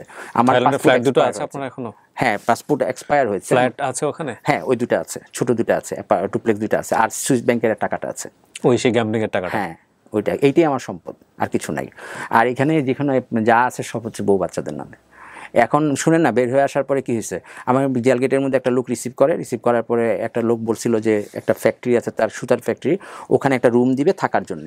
কিন্তু আমি আর উনি বেরোনোর সাথে সাথে বললো যে আমি রুম দিতে পারি নাই তোমাকে, সরি, আমার অন্য পার্টনাররা রাজি হয় নাই। পরে আর কি করার আছে, কিছু করার নেই। পরে কাঁঠালবাগান বাজারে এখানে আমার আরেকটা ফ্রেন্ড ছিল, মানে ভেতরের ফ্রেন্ড, ওদের ওরা টাকার মামলা নিয়ে ঢুকছিল, ওরা প্রচুর বাড়ি টাড়ি আছে, ওকে ফোন দেওয়ার পরে ও আমাকে একটা রুম দেয়। ওই রুমের মধ্যে 3 জন মানুষ আমরা থাকি, কোনো ভেন্টিলেশন নাই। এরকম একটা সিচুয়েশনের মধ্যে আমি আপনাকে মেইল পাঠাই যে আমি যদি মরেই যাই তাহলে আমার লাইফের গল্পটা শেয়ার করে যাই, আর পিছনের মানুষগুলোর সাথে যদি যোগাযোগ করি তাহলে কিন্তু আমি মিনিমাম না হলেও 1 লাখ টাকা বেতনে চাকরি পাবো, আর কিছু না পারি গার্মেন্টস বাইং হাউসে, কিন্তু আমি কারোর সাথে যোগাযোগ করি না। এইখানে ভিতরে পরিচয় করা 2-3টা ছেলে আমাকে বলে যে ঠিক আছে, আমরা একটা বাইং হাউস করব। মানে আমাকে নিয়ে তারা তখন বেশ ভালোই ছোড়াছুড়ি করছে। 2টা গ্রুপ হয় এখানে, 2টা গ্রুপই বলে যে ওরা আমাকে ফাইন্যান্সিয়ালি কিছু হেল্প করে, 5,000-10,000 টাকা করে দেয় ওইখানে থাকা আর ওষুধ কিনা। একটা ফ্রেন্ড আমাকে বিআরবি হসপিটালে ভর্তি করায়, যার কাগজ দেখালাম আপনাকে, সোরাতে হসপিটালে ভর্তি করা একজনে, ওরও কাগজ দেখাইছে, আপনার এখানে দেখেন। তো এই সিচুয়েশনটার মধ্যে আমি আছি। আমাকে কিন্তু আপনার এখানে আসার আগে অনেকে, আমার কয়েকজন পরিচিত বলছিল যে না করার জন্য শ্যুটটা, কারণ হচ্ছে যে এটা আমার পার্সোনাল লাইফে ইফেক্ট করতে পারে, কারণ গার্মেন্টস বাইং হাউসের প্রফেশনে যারা জড়িত তারা এই সেক্টরটা কিন্তু অনেক ছোট একটা সেক্টর, এখানে একজন সবাইকে চিনে। আর আমি যেহেতু ফক্সের কান্ট্রি ম্যানেজার ছিলাম, আমাকে সবাই চিনে। তারপরও আমার মনে হলো কি যে কেউ যদি আমার অতীত নিয়ে চিন্তা করে যদি আমার বর্তমানকে অস্বীকার করতে চায়, তাহলে সেই মানুষগুলোকে আমার দরকার নেই। So you are bold enough to confess yourself. জেলখানার ভিতরে যদি 2 বছরে যদি একটা মানুষ আমার সাথে দেখা করতে না আসে, সেই মানুষগুলোর জন্য আমি আরজিকে বিয়ে শো ছেড়ে দেবো, আমার কিছুই যায় আসে না ওখানে। ওই মানুষগুলো আমার লাইফে থাকাও যে কথা, না থাকাও যে, আমাকে যে কেউ মেনে নিবে এখন সেটা আমাকে আমার ওয়াইফরা ফিরে আসলো না। ও এটা বললাম যে আমার ওয়াইফ আমাকে পাসপোর্ট, তারপর আমার লাগেজ ভর্তি কাপড় এগুলো সব ফেরত পাঠিয়ে দিছে। মানে আপনি জেল থেকে বেরোর পরে বাচ্চাদের দেখেননি? না, আমার সাথে ওরা আমাকে স্ট্রেট বলে গেছে যে আমি যদি যাই তারা 3 জনে আমাকে আত্মহত্যা করবে। আমি ঢাকায় 3টা ফ্ল্যাটের মালিক হওয়ার পরেও গরমের কারণে প্রবলেম হয় আমার। তো আমার ওয়াইফকে আমি আর বুঝাইতে পারিনি। এই অনুষ্ঠানটা যদি আমার ওয়াইফ দেখে, আমি তাকে একটা মেসেজ দিতে চাই। সেটা হচ্ছে যে ভাই, আমি তোমার পরিবারের একটা অংশ। আমি ওই যে একটা পরিবারের মধ্যে একটা মানুষ ভুল করছে এবং সে অন্যায় করছে, অনেক বড় অন্যায় করছে। আমি জেলের মধ্যে অনেক কিছু দেখছি, কত মানুষ কত বিয়ে শাদী করে ফেলছে। আমি তো এখন পর্যন্ত কোনো কাউকে বিয়ে করি নাই। হ্যাঁ, একটা অ্যাফেয়ার ছিল এবং ওই জায়গাটার মধ্যে তোমার একটা জিনিস বোঝা উচিত ছিল, সেটা লেগে যে একটা মেয়েকে আমি এতগুলা টাকা দিলাম, টাকা দেওয়ার পরেও সেই মেয়েটা যখন উল্টা মামলা দিল, তখন তোমার বোঝা উচিত ছিল যে এখানে কোনো একটা কিন্তু আছে। তখন তোমার আমাকে হেল্প করা উচিত ছিল। আমাকে একটাবার তুমি দেখতে আসো নাই, লয়ার দাও নাই, কিছুই দাও নাই, আমি জামিনও পাই নাই। আমি আজকে ফুল সাজাটা খেটে বেরোলাম, বেরোনোর পরেও তুমি আমাকে বাসার মধ্যে আসতে দিচ্ছ না। বাসার মধ্যে আসলে সমস্যা হবে।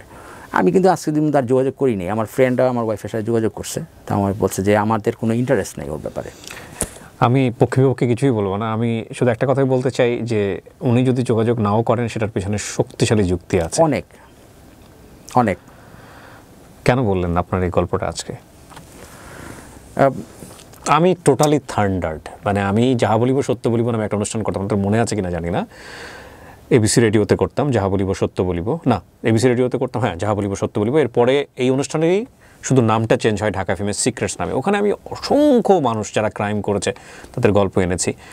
আমি সোশ্যাল মিডিয়াতে সাধারণত চেষ্টা করেছি এই ধরনের গল্পকে অ্যাভয়েড করবার জন্য। আজকের গল্পটা আসলে কোন দিক থেকে ভ্যালুয়েবল এটা আমি আসলে বুঝে উঠতে পারছি না গল্পের শেষে এসে, কিন্তু আমি ঘোরের মধ্যে ছিলাম, বিলিভ মি। এবং যারা এই 1-1.5 ঘন্টা আমার সঙ্গে ছিলেন তারা প্রত্যেকেই একই কথাই বলবেন বলে আমার বিশ্বাস।